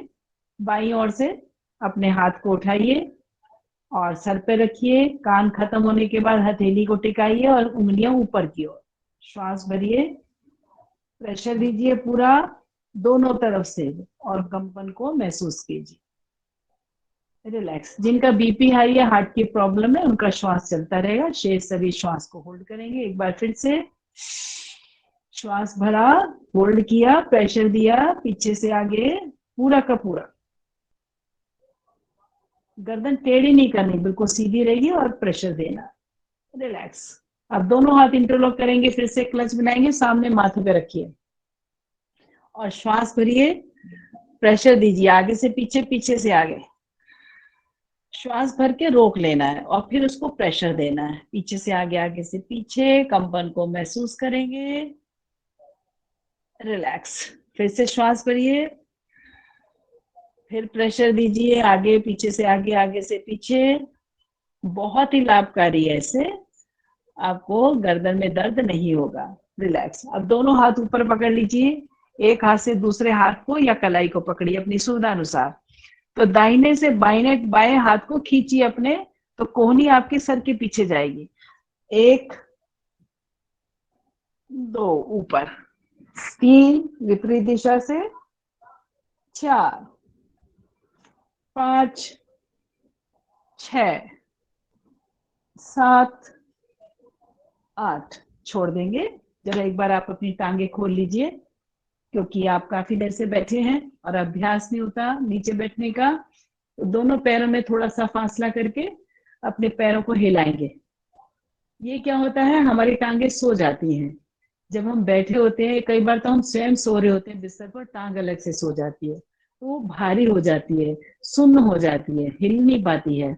और ऐसे में कई बार दुर्घटना भी होती है। अगर आप उठ के खड़े हो गए तो आप गिर भी जाएंगे और आपकी हड्डी भी टूट सकती है। तो इस पर इसको जब अब भी आपको ऐसा लगे सो गई है, कई बार हम किसी कार्यक्रम में जाते हैं, बैठते हैं पालती मार के और फिर उठा ही नहीं जाता क्योंकि टांग सो गई है। तो इस प्रकार खाली मात्र पांव हिलाने से ही हमारी टांगे उठ जाती हैं। फिर दोनों पांव को मिलाएंगे, पंजों को स्ट्रेच कीजिए जमीन की ओर, धरती माँ की ओर पंजों को खींचिए और फिर अपनी ओर खींचिए। बहुत बढ़िया। इतना मात्र करने से ही जिनको पिंडलियों में ऐठन होती है, काफ मसल में क्रैम्प्स पड़ते हैं, क्रैम्प्स भी पड़ते हैं तो बहुत बुरी हालत होती है। बारिश आ रही है, आने वाली है, शुरू हो गई है, मानसून आ चुका है, तो इस समय में महिलाओं को क्रैम्प्स बहुत पड़ते हैं। लेटे लेटे सो रही होती है, सोते सोते क्रैम्प्स पड़ते हैं। अपनी ओर खींचिए, पूरा खींचिए अपनी ओर पंजों को और फिर धरती की ओर खींचिए, पूरा पूरा को पूरा जोर लगाइए। टांगे धरती पर ही छुली रहेंगी, टांगों को ऊपर नहीं उठाना, सिर्फ पांव के पंजों को अपनी ओर खींचना है और धरती की ओर खींचना है। तो ये इतना मात्र करने से साथ में आप लोग भुने चने खाएं, तो अपने घर में रखिए, चाय के साथ जब आप चाय पीते हैं तो भुने चने खाइए। फिर दोनों पांव को मिलाकर गोल गोल घुमाएंगे चारों दिशाओं से। अपनी छोटी उंगली को धरती से छू कर लाइए, पूरा सर्कल बनाइए, दोनों पांव आपस में सटे रहेंगे, तो पूरा का पूरा आपका सर्कल बन रहा है। इस प्रकार से जिनको एड़ी में दर्द होता है, प्रातः हम सोकर उठते हैं और जैसे बिस्तर से नीचे उतरते हैं 8-10 कदम सीधे नहीं रख पाते, एड़ी दुखती है, पूरा का पूरा सर्कल बनाइए। पहले एक साइड से, फिर एंटी क्लॉकवाइज, विपरीत दिशा से। तो इतना मात्र करने से, बिस्तर छोड़ने से पहले आप अपने पाँव की ये मूवमेंट कर लीजिए, ये सूक्ष्म व्यायाम कर लीजिए, तो फिर आपको दिक्कत नहीं आएगी। दूसरा, चप्पल देखिए, जिनको एड़ी में दर्द है वो फ्लैट चप्पल पहननी बंद कर दें, नहीं तो उनका दर्द बढ़ता ही चला जाएगा। हमारी एड़ी में कुशन होता है, वो घिस जाता है, जिसके कारण ऐसा होता है। थोड़ी गद्देदार आपकी चप्पल लीजिए, उसको पहनिए। दोनों पांव खड़े करेंगे, फिर सिर्फ उंगले और अंगूठियों को, अंगूठा और उंगलियां, इसको सिर्फ आगे पीछे कीजिए पांव के। 30-35 साल तक हमारे शरीर में ब्लड का सर्कुलेशन अच्छे से होता है, लेकिन जैसे जैसे उम्र बढ़ती है तो हर जगह पर, हर सेल के पास ब्लड नहीं पहुंच पाता। तो आप इस प्रकार से, आपने देखा होगा यदि कोई बीमार है और काफी दिनों तक बिस्तर पर लेटा है तो डॉक्टर बोलते हैं लेटे लेटे अपने हाथ पर हिलाते रहिए ताकि आपका ब्लड सर्कुलेट होता रहे, क्योंकि ब्लड जहां पर नहीं पहुंचेगा वहीं पर नमनेस हो जाएगी, वहीं पर वो सेल कार्य करना बंद कर देगा। फिर बीच में से घुटने ऊपर उठाइए, नीचे पटक दीजिए। ये घुटनों के सूक्ष्म व्यायाम है, एक्सरसाइज है। इसको सभी को करना आता है, सभी कर सकते हैं। बचपन में तो सभी ने किया होगा। जब माँ से कोई चीज नहीं मिलती तो फिर बच्चे सबसे पहले टांगे ही पटकते हैं। तो ये बहुत अच्छा है। आप अपने घुटनों के नीचे हाथ डाल के देखिए, यदि आपके घुटनों के नीचे स्पेस है तो इसका मतलब आपको अभी एक्सरसाइज करने की जरूरत है, नहीं तो आपको भविष्य में घुटनों की तकलीफ हो सकती है। आप एक टॉवल लीजिए, जो हमारा बड़ा टॉवल होता है नहाने का, उसको रोल कर लीजिए। रोल करके अपने घुटनों के नीचे रखिए और लेट कर अपने घुटनों को नीचे की ओर प्रेस कीजिए। घुटनों की जो कटोरी होती है उसको नीचे की ओर प्रेस कीजिए और लेटे लेटे आप अपने पंजों को अपनी ओर खींचिए, 10 की गिनती गिनिए और फिर छोड़ दीजिए। फिर नीचे की ओर खींचिए, 10 की गिनती गिनिए और फिर छोड़ दीजिए। ये एक्सरसाइज करने मार से जो आपके घुटनों के नीचे का गैप है वो फिलअप हो जाएगा। फिर करते हैं बटरफ्लाई। अब बटरफ्लाई करने के लिए कईयों से बटरफ्लाई भी नहीं होती है, उनके घुटने काफी ऐसे करके इतना ऊपर उठे रहते हैं क्योंकि नीचे बैठने की अभ्यास नहीं है। तो उसके लिए वो ऐसे कर सकते हैं, अपनी एक टांग को लंबा किया और दूसरे पैर को उठाया, वो अपनी जंघा के ऊपर रख दिया। अब ऊपर से अपने हाथ से अपने घुटने को नीचे दबाइए और नीचे सहारा लेके अपने घुटने को ऊपर उठा लीजिए। फिर ऊपर से नीचे दबाइए और नीचे से हाथ का सहारा लेके ऊपर ले आइए। इतना मात्र करने से ही जो आप बटरफ्लाई ठीक से नहीं कर पाते, जो आप नीचे नहीं बैठ पाते, बड़े आराम से आप बैठ जाएंगे। फिर इसी को आप जो है अपने हाथ से पाँव को पकड़िए और घुटने को पकड़ के थोड़ा सा हिला दीजिए ताकि आपकी जंघा की जो मसल है, जो अभी मूवमेंट नहीं कर रही थी, वो करने लगे। जिनका वजन ज्यादा है वो ये वाले आसन जो है इसको दिन में 3-4 बार करें और 100 बार करिए। देखिए आपका वजन, आपकी थाई हल्की हो जाएगी, वजन भी कम हो जाएगा। फिर इसी हाथ को आप अपनी कोहनी पे टिका लीजिए और दूसरा हाथ घुटने के नीचे से लाइए, दोनों हाथ का ऐसे क्लच बना लीजिए और फिर हिला लीजिए अपने आप को। कितना आसान है, पूरे आपकी शरीर की मूवमेंट हो रही है, कमर से ऊपर का हिस्सा पूरा आपका हिल रहा है। ये धीरे धीरे करके आपको पूरी तरह से, एक तरफ से किया है अब दूसरी तरफ से भी करना पड़ेगा। तो बायां पैर उठाया, दाई जंघा के ऊपर रखा और बाएं हाथ से बाएं घुटने को नीचे दबाया और फिर नीचे हाथ लगा के ऊपर ले आए, फिर नीचे दबाया और फिर ऊपर लेकर आए। ऊपर से दबाएंगे जितना जाता है, जबरदस्ती बिल्कुल नहीं करेंगे कि अगर वो जमीन से नहीं छुल रहा है तो आपने ऐसा नहीं करना कि जबरदस्ती उसको नीचे ले जाए ना, जितना जाता है उतना ही आप सेटिस्फाई हो जाए। धीरे धीरे निरंतर अभ्यास करने से ये पूरा जाने लगेगा। फिर दोनों हाथ से पकड़ लिया, एक हाथ से पैर, दूसरे से घुटना और उसको हिला दीजिए ऐसे अपनी अपनी जगह पर, जैसे बच्चे को हम हिलाते हैं ऐसे ही इसको हिला दीजिए। फिर अब बाएं पैर को दाएं हाथ की कोहनी पर रख दीजिए और इस प्रकार से क्लच बनाइए और फिर हिला दीजिए। जो मम्मियां हैं उनको तो अच्छे से पता है बच्चे को कैसे सुलाते हैं, कैसे हिलाते हैं। तो फिर आप इतना करने मात्र से ही आपके जो घुटने नीचे नहीं आते थे वो इस प्रकार घुटने के पूरे आराम से नीचे आ जाएंगे। फिर दोनों हाथ से पकड़ के इस प्रकार से बटरफ्लाई कर लिया। बटरफ्लाई करने से जो नीचे नहीं बैठ पाते वो बड़े आराम से बैठ जाते हैं। अब आप बैठते हैं किसी भी आसन में सीधे बैठकर, तब करेंगे थोड़ा प्राणायाम। प्राणायाम क्या है, अति आवश्यक है। कईयों को बोरियत होती है, कई कहते हैं जी हमें सुस्ती आती है, नींद आती है, लेकिन हमें तो बहुत आनंद आता है। अभी आपके मध्य आई हूँ, 3:15 बजे उठी थी, पहले मैं अपना कर चुकी हूँ कपालभाति, अनुलोम विलोम, भस्त्रिका प्राणायाम कर चुकी हूँ, लेकिन आपके साथ करने में बोलना भी पड़ता है, इसलिए आज हमारी 3 कक्षाएं चल रही हैं एक समय पे। तो सभी के जितने बैठे हैं हमारे सामने, सभी को लाभ मिल रहा है एक जैसा। तो प्रथम करेंगे भस्त्रिका प्राणायाम। भस्त्रिका प्राणायाम क्या है, चेस्ट है हमारी, अभी भी हम श्वास ले रहे हैं। बच्चा पैदा होता है श्वास सीख कर आता है, लेता है, लेकिन थोड़ा बड़े होते होते हम श्वासों की श्रृंखला को में उलझ के रह जाते हैं। अपनी जिंदगी के कार्य में इतना मस्त होते हैं, श्वासों की तरफ ध्यान ही नहीं देते हैं। तो हमने अपने श्वासों पर पूरा ध्यान देना है, किस प्रकार से हमारी छाती आगे आ रही है, कैसे पीछे आ रही है। तो डीप ब्रीदिंग, गहरा श्वास अंदर भरिए ऐसे करके, और गहरा श्वास बाहर छोड़ दीजिए। फिर गहरा श्वास अंदर भरिए, गहरा श्वास बाहर छोड़ दीजिए। अब क्या, जितना गहरा श्वास आप भरेंगे उतना ही शुद्ध वायु आपके भीतर जाएगी। करते रहिए, साथ साथ सुनते रहिए। और जितना गहरा श्वास आप लंबा छोड़ेंगे उतने आपके भीतर की अशुद्धियां बाहर आएंगी, आपके विकार बाहर आएंगे। तो हमारे भीतर क्या है, हमारे जो लंग्स है उसमें जो छोटे छोटे अंगूर के गुच्छों की तरह सेल है, बिल्कुल शेप वैसी होती है। इसलिए कहते हैं जिनको फेफड़ों की तकलीफ है उनको अंगूर खाने चाहिए। ईश्वर ने ऐसी ही हमारे फल बना रखे हमारे शरीर की आंतरिक संरचना के अनुसार।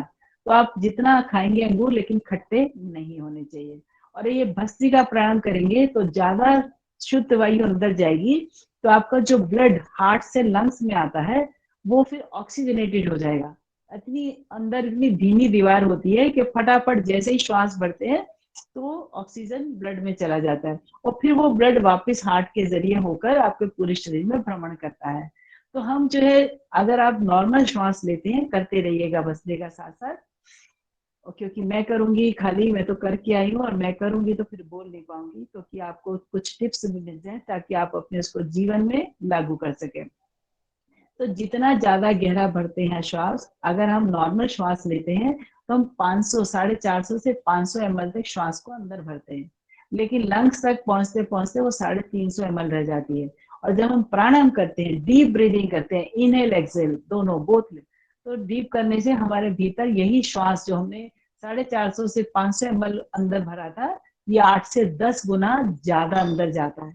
तो जितना ज्यादा अंदर श्वास जाएगा उसमें उतना ही ज्यादा ऑक्सीजन हमारे ब्लड को मिलेगा। और फिर वही ऑक्सीजनेटेड ब्लड जब हमारे एक एक सेल के पास जाता है उसकी रिपेयरिंग करता है, क्योंकि अगर सेल को ऑक्सीजन नहीं मिलेगा तो धीरे धीरे निष्क्रिय हो जाएगा, तो काम नहीं कर पाएगा, और फिर वहीं पर हमको दर्द प्रारंभ हो जाएगा। एक छोटा सा, एक थोड़ी सी छोटी छोटी बातें हैं जिसको हम ध्यान में रखें। गहरा श्वास अंदर भरिए, गहरा श्वास बाहर छोड़िए, विश्राम, रुक जाएंगे। अब दूसरा प्राणायाम करेंगे कपालभाति। कपालभाति बहुत ही मुख्य प्राणायाम है। 2 मुख्य प्राणायाम है इसमें, कपालभाति, अनुलोम विलोम। क्योंकि समय कम है तो थोड़ा थोड़ा सा अभ्यास करेंगे। कपालभाति करिए। मैं तो जब सर वो गैरोला जी बोल रहे थे तो मैंने कहा चलिए साथ साथ कपालभाति कर दिया जाए। और मुझे तो बहुत आनंद आता है कि आंखें बंद करी, पता ही नहीं चलता कब घंटा हो जाता है। आधा घंटा मैं सुबह अपने घर में करती हूँ और फिर कक्षा में करती हूँ, क्योंकि सुबह का अमृत वेला होता है। नेत्रों को बंद रखेंगे, आंखें खोल के प्राणायाम कभी मत किया करिए। आंखें बंद करके करते हैं तो हमारा पूरा ध्यान अपनी श्वासों की गति पर होता है, हम अंतर्मुखी हो जाते हैं। और योग कहते हैं शिप्त मूल विशिष्ट की अवस्था में होता नहीं है, हम कर ही नहीं सकते। और जब तक हम एकाग्र की अवस्था में नहीं आते, चित्त की भूमियां होती है, उसी के माध्यम से हम अपनी एकाग्र अवस्था पे पहुंचते हैं और फिर योग कर पाते हैं। इसलिए साधक बिना एकाग्र की अवस्था के योग नहीं कर सकता। कपालभाति प्राणायाम करते रहिए और सुनते भी रहिए। महिलाओं के लिए अति उपयोगी है कपालभाति। आप शरीर को 2 भागों में विभक्त कर दीजिए, नाभि से ऊपर, नाभि से नीचे। तो नाभि के नीचे जितने भी आपके ऑर्गन है, स्प्लीन है, इंटेस्टाइन है, लिवर है, पेनक्रियाज है, गॉल ब्लैडर है, किडनी है, स्टमक है, इन सब को नियमित कर देता है। जहां भी हमारा सिस्टम में थोड़ी गड़बड़ होती है उसको ठीक कर देता है। और महिला में यूट्रस की समस्या, पीरियड की समस्या, मोनोपाज की समस्या, ये सब का समाधान है कपालभाति। कपालभाति करते हैं तो हमारा चेहरा भी सुंदर हो जाता है। नेत्र बंद करके ध्यान को नाभि पे टिकाते हैं, क्योंकि नाभि के पीछे हमारा मणिपुर चक्र है जिसको डाइजेस्ट सिस्टम बोलते हैं। तो डाइजेस्ट सिस्टम यदि अच्छे से कार्य कर रहा है तो फिर आप बीमार नहीं हो सकते। भोजन का पाचन आपका अच्छे से हो रहा है, भोजन पच गया तो दिक्कत नहीं है, भोजन नहीं पचा तो फिर वो फर्मेंटेशन होती है, फिर वो सड़ता है और फिर हमें आता है cholesterol, uric acid, BP, sugar, सब कुछ आ जाता है। तो हम थोड़ा सा ध्यान करें, 10 से 15 मिनट करते रहेंगे सभी कपालभाति। 10 से 15 मिनट यदि आप कपालभाति करते हैं, एक स्वस्थ व्यक्ति को करना चाहिए भविष्य में, ताकि वो बीमार ना हो। हम बैंक में अपना फिक्स डिपॉजिट रखते हैं, पैसे जमा करके रखते हैं कि बुढ़ापे में काम आएंगे, लेकिन सेहत के लिए कुछ नहीं करते, बल्कि सेहत का और कबाड़ा करते हैं। और ज्यादा तक आप देखिए बूढ़े लोग, वृद्ध लोग जो हैं हॉस्पिटलों के चक्कर काट रहे होते हैं, दवाइयां प्रतिदिन इतनी खाते हैं। तो कपालभाति प्राणायाम बहुत ही लाभकारी है। पुरुषों में प्रोस्टेट के प्रॉब्लम जो हो जाती है उसको भी ये ठीक करता है कपालभाति। प्रोस्टेट में क्या होता है, यूरिन सेंसेशन होता है। 40-45 साल के बाद आजकल होने लग गया है, 50 साल तक पहले होता था, 50-60 साल में जाकर होता था, अब जल्दी होने लग गया है। तो प्रोस्टेट का साइज होता है 15 से 20 ग्राम, लेकिन हम इसका ध्यान नहीं रखते, ये बढ़ जाता है 70-80 ग्राम, 100 ग्राम तक हो जाता है। उससे क्या होता है, वो फिर यूरिन सेंसेशन होता है, लेकिन यूरिन पास नहीं होता। जब ज्यादा ही हो जाता है तो यूरिन पास होना बिल्कुल बंद हो जाता है, तो फिर इसको ऑपरेट कराना पड़ता है। और ऑपरेट भी कराते हैं तो बहुत कम सक्सेस होता है, तो कैंसर हो जाता है। तो हम क्यों ना एक कपालभाति करके अपने आप को प्रोटेक्ट कर लें। इससे थोड़ा सा समय ही तो देना है। शिक्षक लोग बोलते हैं हमारे पास समय नहीं होता, सुबह 7 बजे स्कूल पहुंचना होता है। अच्छी बात है, आप ब्रह्म मुहूर्त में उठते हैं और सुबह सुबह जाके जन जागरण करते हैं। आपके द्वारा पढ़ाए गए बच्चे देश का भविष्य है, और आप कितना सृजन कर रहे हैं, सृजनात्मक प्रवृत्ति है आपकी, तो आपका स्वास्थ्य तो ठीक होना अति आवश्यक है। तो आप सुबह थोड़ा जल्दी उठ जाइए, रात्रि को जल्दी सो जाइए, तो आपकी सेहत अच्छी रहेगी। तो कपालभाति प्राणायाम 10 से 15 मिनट करेंगे। नासिका से श्वास को छोड़ते हैं, पेट नाभि के आसपास का पेट अंदर चला जाता है, बस और कुछ नहीं करना होता, हमें सिर्फ नासिका से श्वास छोड़ना है। जिसको अगर नहीं आता तो आप ऐसे कर सकते हैं, शीशे के सामने खड़े होके आप फूंक मारिए। जैसे हम फूंक मारते हैं तो पेट अंदर जाता है, बस वही स्थिति होनी है आपकी, पेट अंदर जाना है। आप अपना हाथ रखकर भी देख सकते हैं कि मेरा पेट अंदर जा रहा है कि नहीं जा रहा। पूरा प्रेशर से पेट अंदर जाएगा। 1 मिनट के अंदर हम 60 बार करते हैं, तो 1 सेकंड के अंदर एक स्ट्रोक लगता है, एक धक्का लगता है। 1 सेकंड का भी 75% भाग छोड़ने में जाता है और 25% भाग लेने में जाता है। तो लगातार इसका अभ्यास करते रहे। कपालभाति, नाभि से अंदर पेट को धक्का मारा, नासिका से श्वास को बाहर छोड़ दिया। नेत्र बंद इसलिए करते हैं कि जब आपके नेत्र बंद होंगे तो पूरा का पूरा ध्यान आपका अपने शरीर पर होगा कि किस प्रकार से श्वास मेरा बाहर आ रहा है और कैसे भीतर जा रहा है और कौन सा अंग मेरा हिल रहा है। तो पूरी कॉन्सेंट्रेशन। तो अब बहिरंग जो होता है, इसको बोला जाता है कि हमारा शरीर जो है, हम बाहर के संसार के विषय भोगों में व्यस्त रहते हैं। हमें अंतर्मुखी होना है, अंतर्मुखी होंगे तभी हम अपने आप को स्वस्थ कर पाएंगे। और जहां कहीं आपको तकलीफ है वहां पर मन को टिका देंगे तो आपको बहुत ही आराम मिलेगा।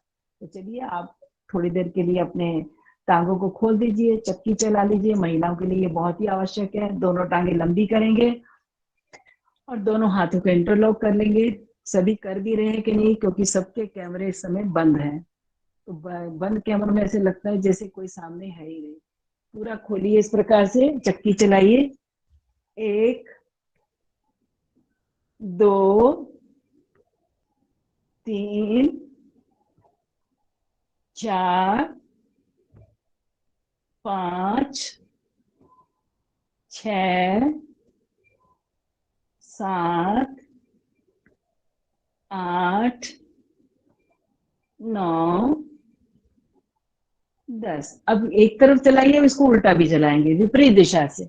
1, कोनियां मुड़ेंगी नहीं, बिल्कुल सीधी रहेंगी। 2 3 4 5 6 7 8 9 10। अब स्थिर कोण आसन ये भी कर लीजिए, दोनों पांव को खोल लीजिए, जितना फैला सकते हो फैलाइए, और कमर को बिल्कुल सीधा रखिए और दोनों हाथ फैला दीजिए। मोटापे के लिए भी बहुत अच्छा है ये, वजन को भी कम करता है, पेट जिनका आगे बढ़ा होता है वो भी कम हो जाता है, और कमर बहुत अच्छी हो जाती है। और ये जो कंधों के जोड़ हैं, ये स्टिफनेस इसकी खत्म हो जाती है, लचक आती है। दोनों हाथ फैला देंगे, दाहिने हाथ से बायां पैर छुएंगे और बायां हाथ ऊपर ले जाएंगे और पीछे, जितना पीछे ले जा सकते हैं, जितना ऊपर ले जा सकते उतना ले जाइए, उतना ही खिंचाव पड़ेगा। तो आइए करते हैं। 1, अब दूसरी तरफ से 2 3 4 5 6 7 8 9 10 11 12 13 14 15 16 17 18 19 और 20। अच्छा, महिलाओं को कमर की भी दिक्कत बहुत होती है, बैक में L4 L5 में बहुत दिक्कत होती है, तो थोड़ा सा उल्टे लेट जाएंगे। पेट के बल, तो थोड़े से पेट के बल कमर के कैसे आसन करने हैं। कमर आपकी ठीक है, कमर रीढ़ की हड्डी हमारा जो है एक इसी के आधार पर हम टिके हुए हैं। दोनों पे ऐसे प्रकार से उल्टे हो जाइए, अपने दोनों हाथों का फूल बना लीजिए, कोनियां दोनों मिली हुई और दोनों हाथों का इस प्रकार से फूल बनाया।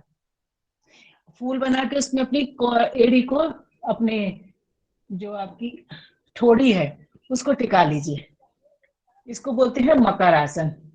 आप अपने दाहिने पैर को मोड़िए पीछे से, 1 2, अब दूसरे पैर को मोड़िए, 3 4 5 6 7 8 9 10 11 12। इसको बोलते हैं मकर आसन। L4 L5 में दिक्कत है तो बहुत आराम देता है। फिर इसी में दोनों पैर से, जिनका बीपी हाई या हार्ट की प्रॉब्लम है, स्लिप डिस्क है, वो हर आसन कोई भी 2 पैर से करने वाला ना करे, सिंगल से करे। और जो स्वस्थ है वो दोनों टांग से करें। 1 2 3 4 5 6 7 8 9 10। अब करेंगे भुजंग आसन। दोनों पांव मिले हुए, दोनों हाथ हमारे चेस्ट के आसपास, सर नीचे लाएंगे तो श्वास भरते हुए आगे से उठेंगे नाभि तक। अर्ध भुजंग आसन है, आधा उठना है। 1 ऊपर देखते हुए, 2 पर श्वास छोड़ते हुए नीचे, 3 फिर से ऊपर उठे और श्वास छोड़ते हुए नीचे, 4 फिर उठेंगे, 5 श्वास भरते हुए नीचे आएंगे, 6 जिनको सर्वाइकल है इसको 100 सवार करें, 7 और 8 L4 L5 के लिए बहुत ही लाभकारी है, 9 और 10। इसी का दूसरा है पूर्ण भुजंगासन। अपना उल्टा हाथ नीचे रखा, सीधा उसके ऊपर, और उसके ऊपर रख देते हैं माथा, और माथा रख के जब कभी आप थक जाएं तो इस प्रकार से आप हाथ रख सकते हैं और अपने पैरों को फैला दीजिए। इसको बोलते हैं मकर आसन भी इसको बोलते हैं। एड़ी अंदर पंजा बाहर और टांगे बिल्कुल जमीन से सटी हुई। इस प्रकार से 1 2 4 श्वास लंबे लीजिए, छोड़िए, रिलैक्स कीजिए अपने आप को, और फिर दोनों पाँव को अपने इकट्ठा कर दीजिए और धीरे से पूरा उठिए, अगले हिस्से को उठाइए। 1 पूर्ण भुजंगासन, ऊपर देखिए, 2 3 4 5 6 7 8 9 और 10। अब दोनों हाथ रखिए अपनी जंघा के नीचे, थाई के नीचे। जिनको कितना भी कमर दर्द हो, ये शलभ आसन कर लीजिए, आपका दर्द तुरंत आराम आ जाएगा आपको।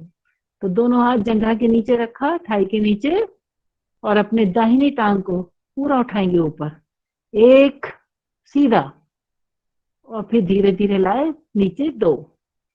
अब बाई को उठाएंगे, 3 और 4 5 6। इंस्टेंट रिलीफ देता है कमर दर्द में। 7 8 9 10 11 और 12। छोड़ दीजिए। अब लेफ्ट साइड, जब भी आपको उठना हो बिस्तर पर सो रहे हैं, हमेशा बाई करवट बदलिए। बाई करवट पे आ जाइए और फिर सीधे हो जाइए। लेटे लेटे ही सीधे हो जाना है। सीधे लेटकर अब थोड़ा सा करिए अर्ध हलासन। ये कमर के लिए भी अच्छा है और पेट के लिए भी अच्छा है। दाहिनी टांग को ऊपर उठाया, 1, और फिर धीरे धीरे लाए नीचे, 2, फिर बाएं को उठाया, 3, 4, 5, 6, 7, 8। जिनको कोई तकलीफ नहीं है वो 2 से भी कर सकते हैं इकट्ठा। 1, 2, 3, 4, 5, 6, 7, 8। फिर अपना सर्कल बना लीजिए, पादवृत्तासन। ये थाई पे जहां फैट ज्यादा डिपॉजिट होता है उसके लिए बहुत बढ़िया, थाई को कम कर देता है। इस प्रकार पूरा सर्कल बनाइए, 1, 2, 3, 4, 5। इसी को रिवर्स, 1, 2, 3, 4, 5। फिर बाईं टांग से, 1, 2, 3, 4, 5। इसी को उल्टा घुमाएंगे, 1, 2, 3, 4, 5। अब दोनों टांगों को ऊपर उठाइए, इससे कमर भी अच्छी होती है, पेट भी अच्छा होता है। द्विचक्रासन। आप सिंपल ऐसे साइकिल भी चला सकते हैं, 1, 2, 3, 4, 5। उल्टी चलाएंगे, 1, 2, 3, 4, 5। फिर इकट्ठी भी चला सकते हैं। दोनों पैर ऊपर ले गए, घुटनों से मोड़े और पांव जमीन पे रखा, पांव रगड़ते हुए टांगे लंबी कर दी। फिर ऊपर ले गए, मोड़ा, पांव जमीन पे रखे और टांगे लंबी कर दी। इसी को विपरीत दिशा से लाएंगे। पहले पांव को पास रगड़ के लाए, ऊपर ले गए और धीरे धीरे नीचे।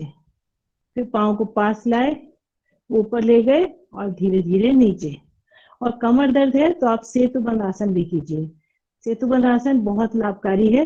बीच में से कमर को उठा देते हैं, दोनों घुटनों में फासला, दोनों पांव में फासला, अपने हाथ से अपनी एड़ी को पकड़ लेते हैं और फिर कंधे और पांव जमीन पर रहेंगे, बीच का शरीर ऊपर चला जाएगा। इस प्रकार से पूरा ऊपर उठा देते हैं, पुल बन जाता है। इसको कहते हैं सेतुबंध आसन। तो कमर का अभ्यास बहुत ही बढ़िया है। कमर अच्छी है तो फिर हमारा दिन भर की क्रियाएं भी अच्छी हो जाती है। छोड़ दीजिए। और एक मरकट आसन। मरकट आसन मरकट बंदर को बोलते हैं। दोनों बाजू फैला दी कंधे के समानांतर, श्वास भरते हुए हम अपने घुटनों को मोड़ेंगे राइट साइड, गर्दन ले जाएंगे लेफ्ट साइड। पूरा घुमा दीजिए।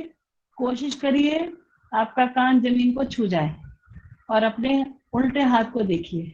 घुटने पे घुटना, एड़ी पर एड़ी, पंजे पे पंजा। फिर श्वास छोड़ते हुए बीच में आ जाए। फिर दूसरी दिशा से करेंगे।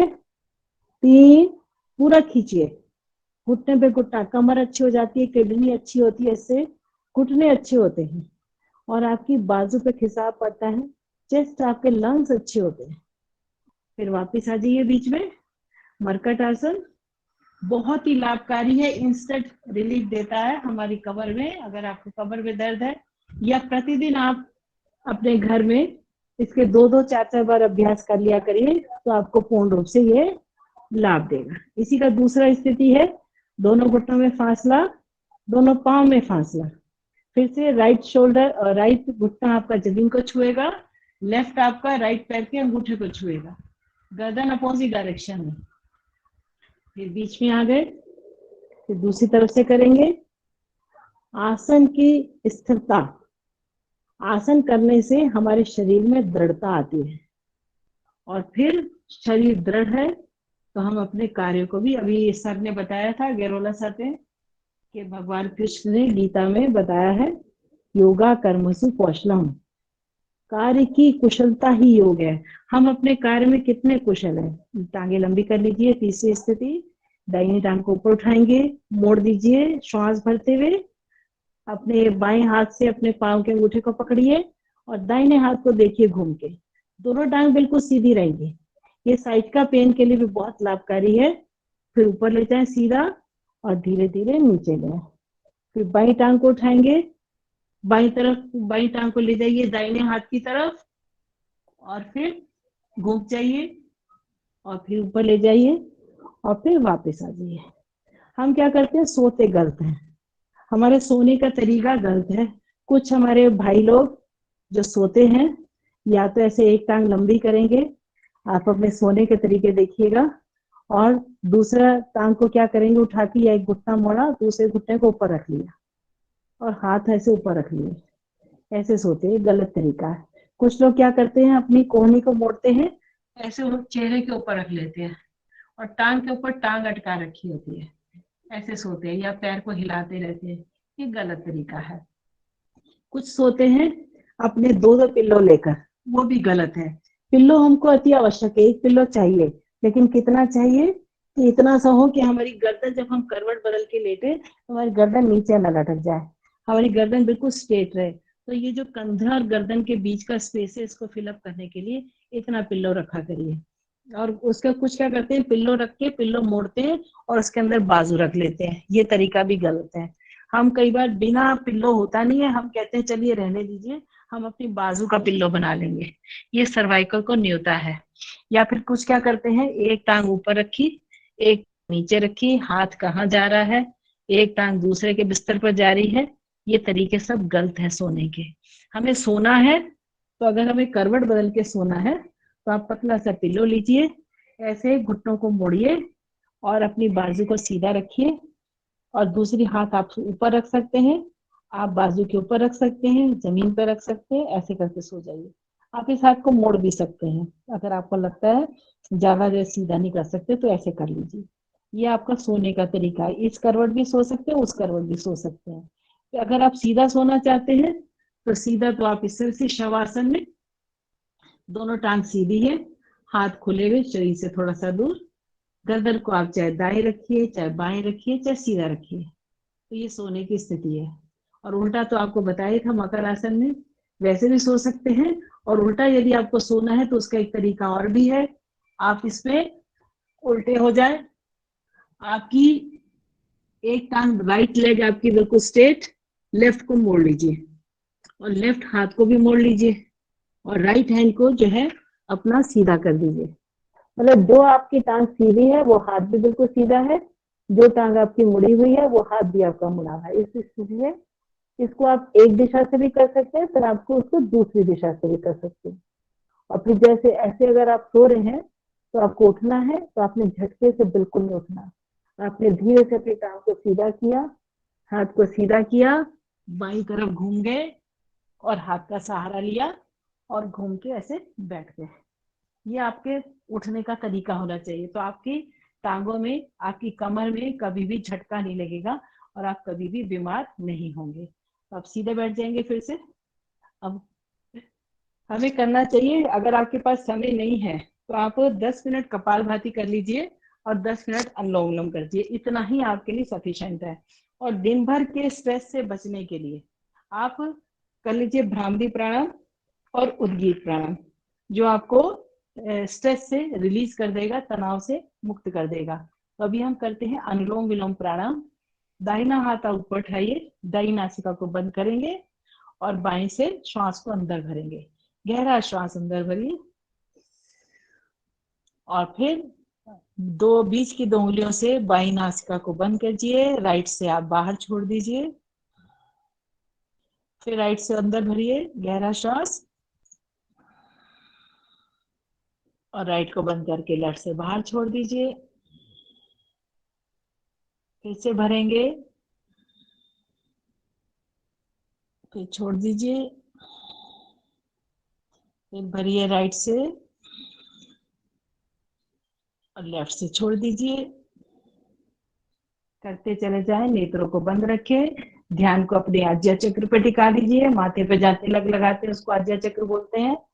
मन अगर टिका हुआ है, टीचर यदि स्वस्थ है, शिक्षक हमारा स्वस्थ है, तो बच्चों के भी स्वास्थ्य पर वो ध्यान दे सकता है, बच्चों को भी स्वास्थ्य के टिप्स दे सकते हैं। करते चले जाएं, सुनते चले जाएंगे कि समय बहुत हमारे लिए अपना महत्व रखता है, जिसने समय की कदर नहीं की, समय उसको पीछे छोड़ के चला जाता है।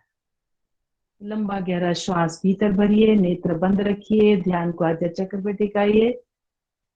लगातार करते हुए डीप ब्रीदिंग, एक छोटे से भजन के साथ में अनुलोम विलोम करेंगे, भजन का भी आनंद लेंगे और अनुलोम विलोम प्राणायाम भी करते रहेंगे। कमर बिल्कुल सीधी, हाथों से किसी मुद्रा विशेष में बैठकर सभी कर रहे हैं अनुलोम विलोम प्राणायाम।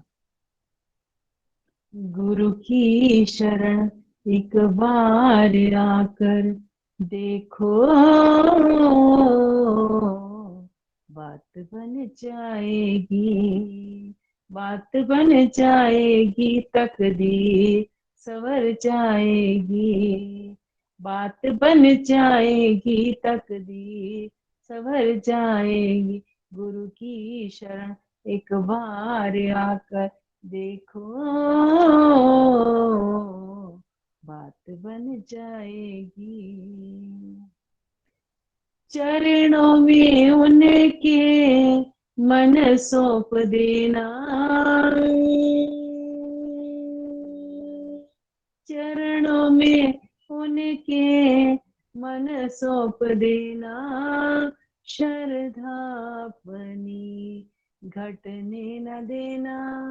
चरणों में उनके मन सौंप देना, श्रद्धा अपनी घटने न देना, घटने न देना। गुरु की कृपा से तेरे जीवन को भक्ति मिल जाएगी, भक्ति मिल जाएगी, तकदीर संवर जाएगी। गुरु की शरण एक बार आकर देखो, बात बन जाएगी, बात बन जाएगी। मन मंदिर में गुरु को बसा ले, मन मंदिर में गुरु को बसा ले, जीवन अपना सफल बना ले। मन मंदिर में गुरु को बसा ले, जीवन अपना सफल बना ले, सफल बना ले। क्या है भरोसा तेरे जीवन का, पल में मिट जाएगी, पल में मिट जाएगी, तकदीर संवर जाएगी। गुरु की शरण एक बार आकर देखो, बात बन जाएगी, बात बन जाएगी, तकदीर संवर जाएगी। गुरु की शरण एक बार आकर देखो, बात बन जाएगी, बात बन जाएगी, बात बन जाएगी। कहते हैं गुरु की शरण एक बार आके देखो, क्योंकि गुरु ही ईश्वर को तक पहुंचाने का मार्ग बताता है। यदि गुरु नहीं है तो फिर हमारी गति भी नहीं है। और गुरु होता क्या है? गुरु कौन है? जिसके भीतर ज्ञान का प्रकाश है, वही गुरु है। कहते हैं ज्ञान की पराकाष्ठा ही गुरु कहलाती है। तो गुरु कोई भी हो सकता है, जिससे हमारा पथ प्रदर्शक, पथ का हमें पता चले, वो हमारा मार्गदर्शन कर सके उस प्रभु तक पहुंचने का, या जीवन में आगे बढ़ने का, जो हमारा पथ प्रदर्शक बन सके, वही गुरु है। और गुरु का सानिध्य एक सुखद अनुभूति देता है। हमें आज तक भी अपने पढ़ाई के समय याद आता है कि किस प्रकार हमारे शिक्षक कितना स्नेह करते थे, कैसे सानिध्य मिलता था। एक अलग जीवन था वो, और लौट के नहीं आता वो सुखद पल। और अपने शिक्षक का एक दिन भी अगर क्लास में नहीं आना तो कितने प्रेम पूर्वक पूछना, क्या तकलीफ थी, क्यों नहीं आए। एक मातृत्व का स्नेह, एक पितृत्व का स्नेह मिलता था। इसलिए अपने जीवन में गुरु हर पल होना चाहिए। अनुलोम विलोम प्रणाम, विश्राम, रुक जाएंगे तो थोड़ा सा अब हम करेंगे भ्रामरी प्राणायाम। 3 बार कम से कम भ्रामरी कर लीजिए तो आप बिल्कुल रिलैक्स हो जाएंगे। पहली उंगली को माथे पे रखते हैं, शेष 3 उंगलियां नासिका के आसपास रखते हैं, अंगूठे से अपने कान के ऊपरी भाग को दबा देते हैं ताकि बाहर की ध्वनि हम ना सुने, भीतर की ध्वनि को सुने। लंबा गहरा श्वास भरते हैं और ओम की हमिंग करते हैं, गुंजार करते हैं। श्वास भरेंगे लंबा गहरा,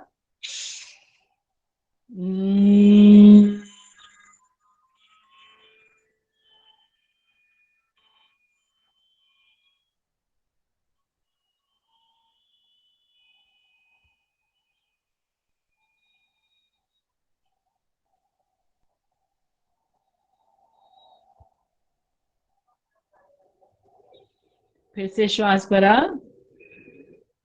फिर गुंजार करेंगे।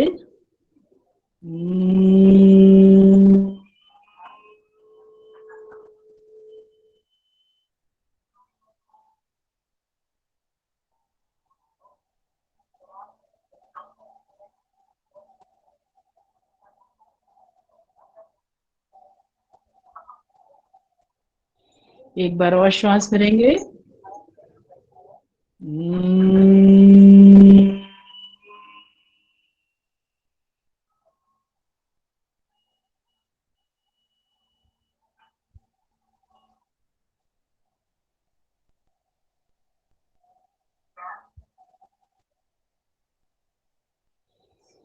फिर दोनों हाथ ध्यान मुद्रा में नीचे करते हैं, घुटनों के ऊपर रख लेते हैं, कमर बिल्कुल सीधी, नेत्र बंद रहते हैं कोमलता से। ध्यान को आज्य चक्रवर टिकाकर फिर 3 बार करते हैं भ्रामरी प्राणायाम। आप 3 बार कर सकते हैं, 5 बार, 7 बार, 21 बार कर सकते हैं। हम डिप्रेशन का इलाज करते हैं लोगों को ओम का उच्चारण करा के। तो इसको उद्गीर प्राणायाम क्या होता है? प्रणव का जाप। तो उसको क्या बोलते हैं? वाचिक जाप। हम जाप भी 4 प्रकार के होते हैं। वाचिक जो बोल के करते हैं, उपांशु जिसपे होठ हिलते हैं लेकिन ध्वनि बाहर नहीं आती। फिर मानसिक होता है जो मन के अंदर चलता है। हम अपना काम भी करते रहते हैं और मन ही मन में उसको जो भी हम अर्चना वंदन करते हैं उसका हम सिमरन करते रहते हैं। और फिर अजपा होता है कि जो निरंतर सोते बैठते जागते ईश्वर की स्तुति हर पल चलती रहती है, उसको बोलते हैं अजपा जाप। तो अभी हम करेंगे वाचिक जाप। लंबा गहरा श्वास भरिए, ओम का उच्चारण करेंगे।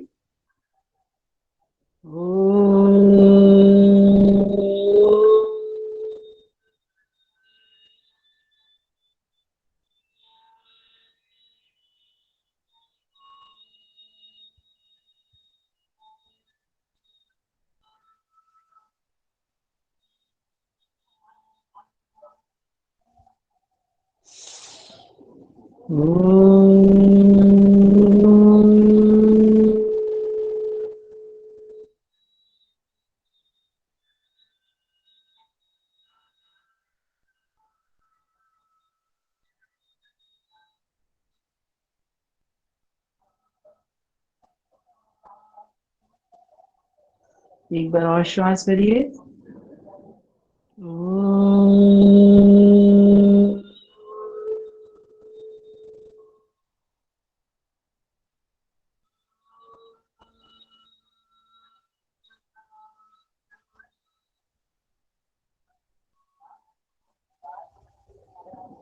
कुछ पल के लिए शांत हो जाते हैं, मौन की स्थिति, इसी को ध्यान बोलते हैं।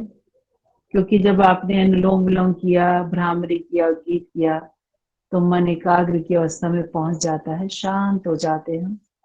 मन भी शांत है, चित्त भी शांत है और फिर उस समय हम अंतर्मुखी हो जाते हैं।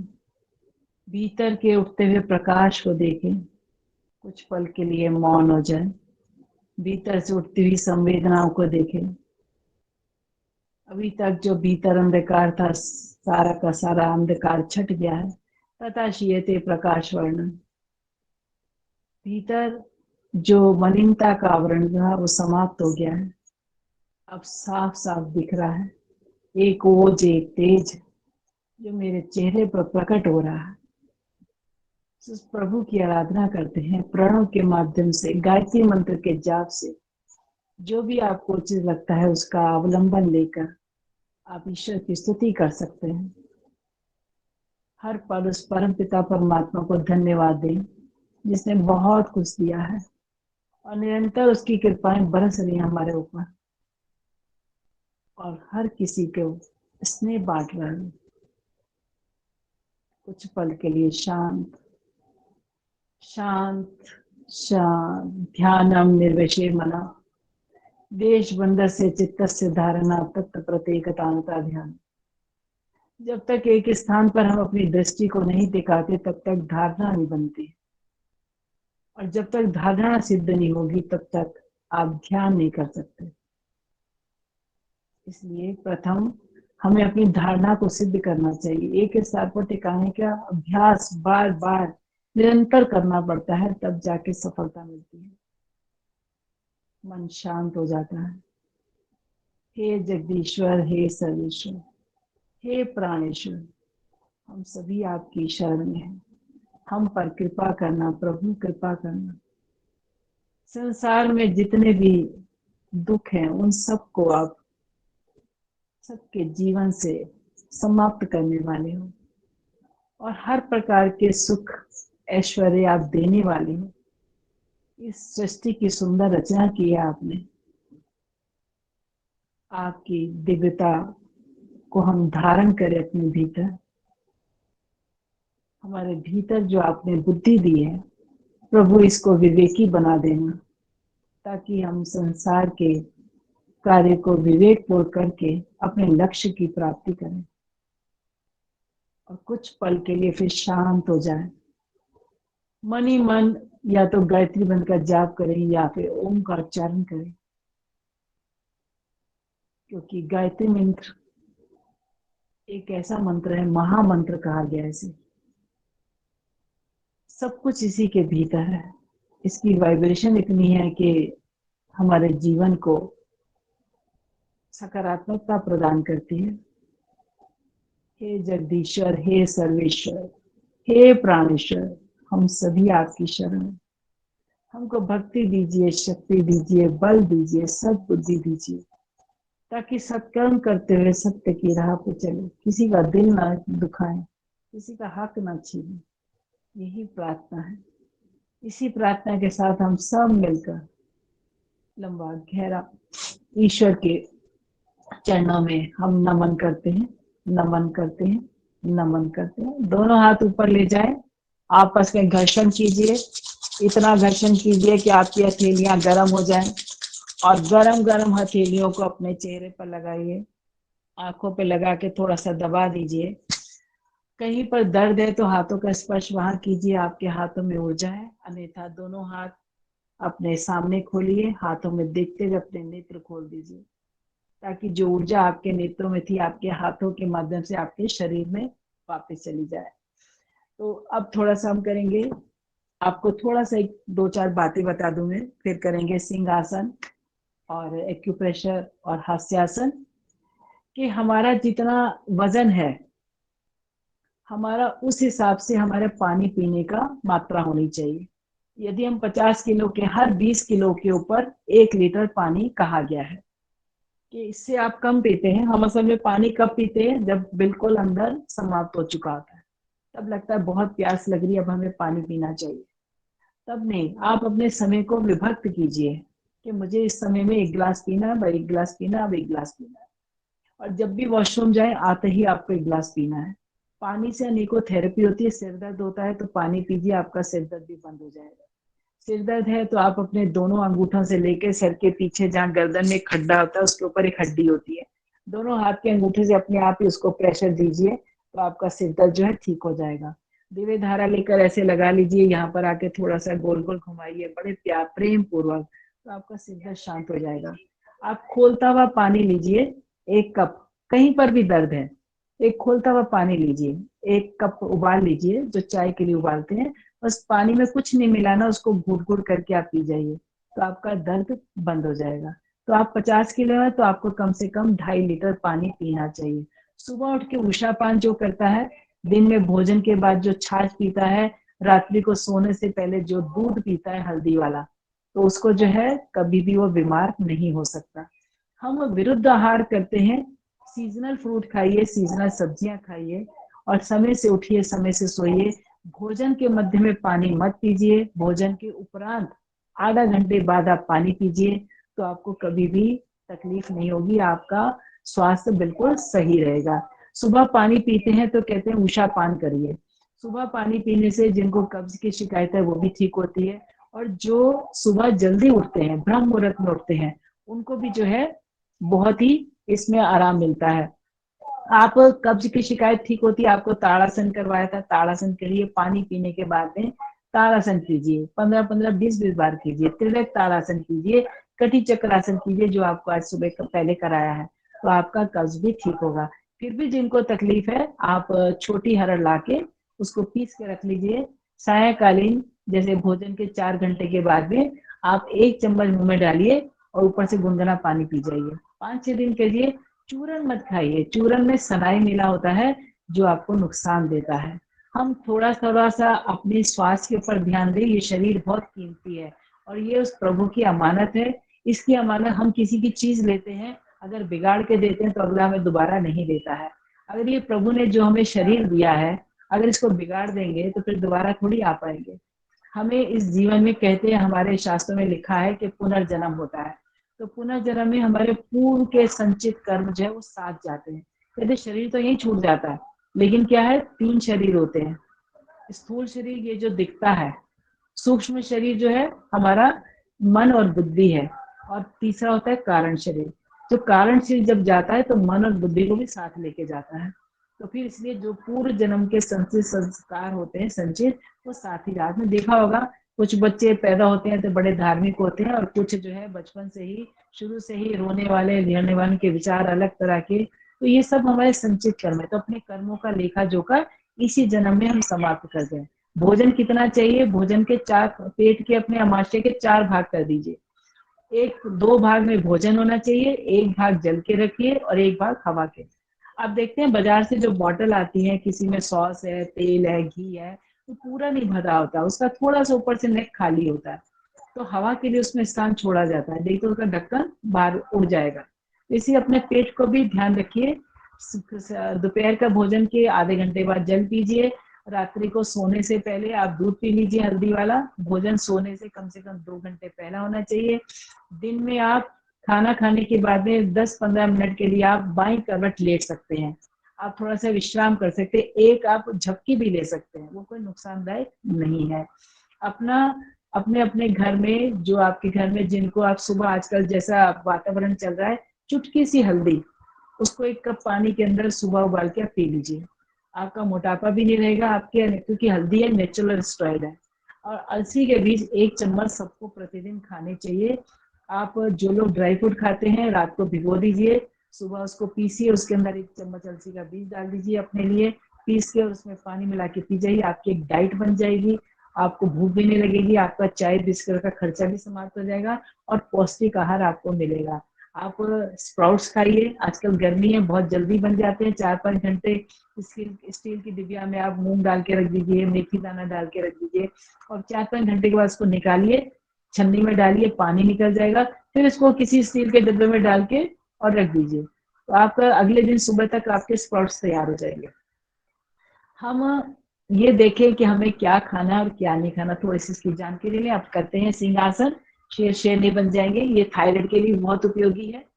आप अपने हाथों को, ये जो हम ताली बजाते हैं, इससे अपने अपने हाथों के पॉइंटों को दबाते हैं। दोनों हाथ अंदर की ओर रखेंगे और जीवा बाहर निकाल के बड़ी बड़ी आंखें करके अपनी नासिका को देखते दहाड़ेंगे इस प्रकार से।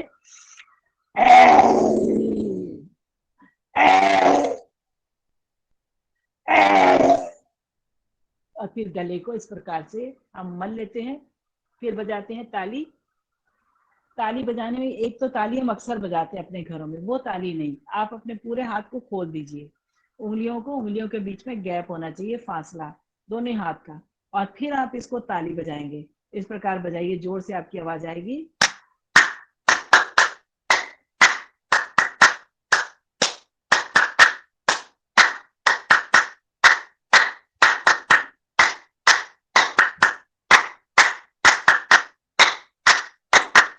इससे क्या है, आपके जो माउंट है, माउंट से माउंट टकराएंगे। हमारे पूरे शरीर के जो पॉइंट है हमारे हाथों में होते हैं।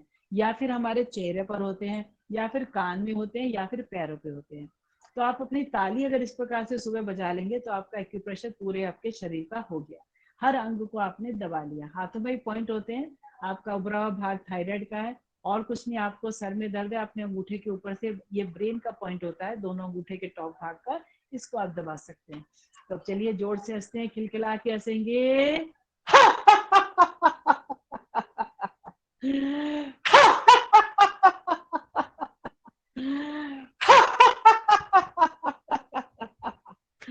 हंसते रहें, मुस्कुराते रहें, कभी भी दुख की छाया आपके जीवन पे ना पड़े, इस प्रकार का मन में ध्यान रखते हुए भाई साहब लक्ष्मण जी उपस्थित होंगे, शांति पाठ करा दें। हो गया या किसी को कुछ पूछना है? समझाना जी जी जी मैम जी, करा दीजिए सीमा जी। ठीक है, चलिए सभी मिलके करेंगे शांति पाठ। ओम द्यौः शांति अंतरिक्षं शांति पृथ्वी शांतिराप शांति ओषधया शांति वनस्पतय शांति विश्वे देव शांति ब्रह्म शांति सर्वं शांति शांतिरेव शांति क्षमा शांतिरेधि। ओम शांति शांति शांति। ओम श्री गुरुभ्यो नमः। ओम श्री परमात्मने नमः। ओम श्री सर्वभ्यो नमः। सभी को मेरा प्रणाम, सभी को मेरा धन्यवाद कि आपने ये सुअवसर मुझे प्रदान किया। और हो सकता है थोड़ा बहुत आपको कुछ तो इसमें से समझ आया ही होगा। फिर भी आप कुछ पूछना चाहें, आपकी व्यक्तिगत कुछ प्रॉब्लम हो, तो आप मुझे कॉल करके, मुझे मैसेज करके आप पूछ सकते हैं। तो मैं आपकी सभी शैक्षिक नवाचारी संवाद जो आपका एक संगठन है, इन सबको मैं अपना हृदय से प्रणाम करती हूँ। कोई त्रुटि हो तो उसके लिए क्षमा चाहती हूँ। ओम। ओम। धन्यवाद मैम, बहुत बहुत धन्यवाद आपका। आपने अपने अमूल्य समय में से हमको समय निकालकर पूरा ज्ञान दिया योग का, और इससे हमारे जीवन में हमारा जो शरीर है वो स्वास्थ्य लाभ हम ले सकेंगे। और प्रेरणादायी हमारा सत्र रहा है, और हम कोशिश करेंगे कि अधिक से अधिक इसका अपने जीवन में, दैनिक जीवन में प्रयोग करें। तो पुनः सभी की ओर से आपका साधुवाद, धन्यवाद, और आपके उज्जवल भविष्य, सुगत और स्वस्थ जीवन की कामना करते हैं। प्रणाम। ओम। धन्यवाद। ओम जी। ओम।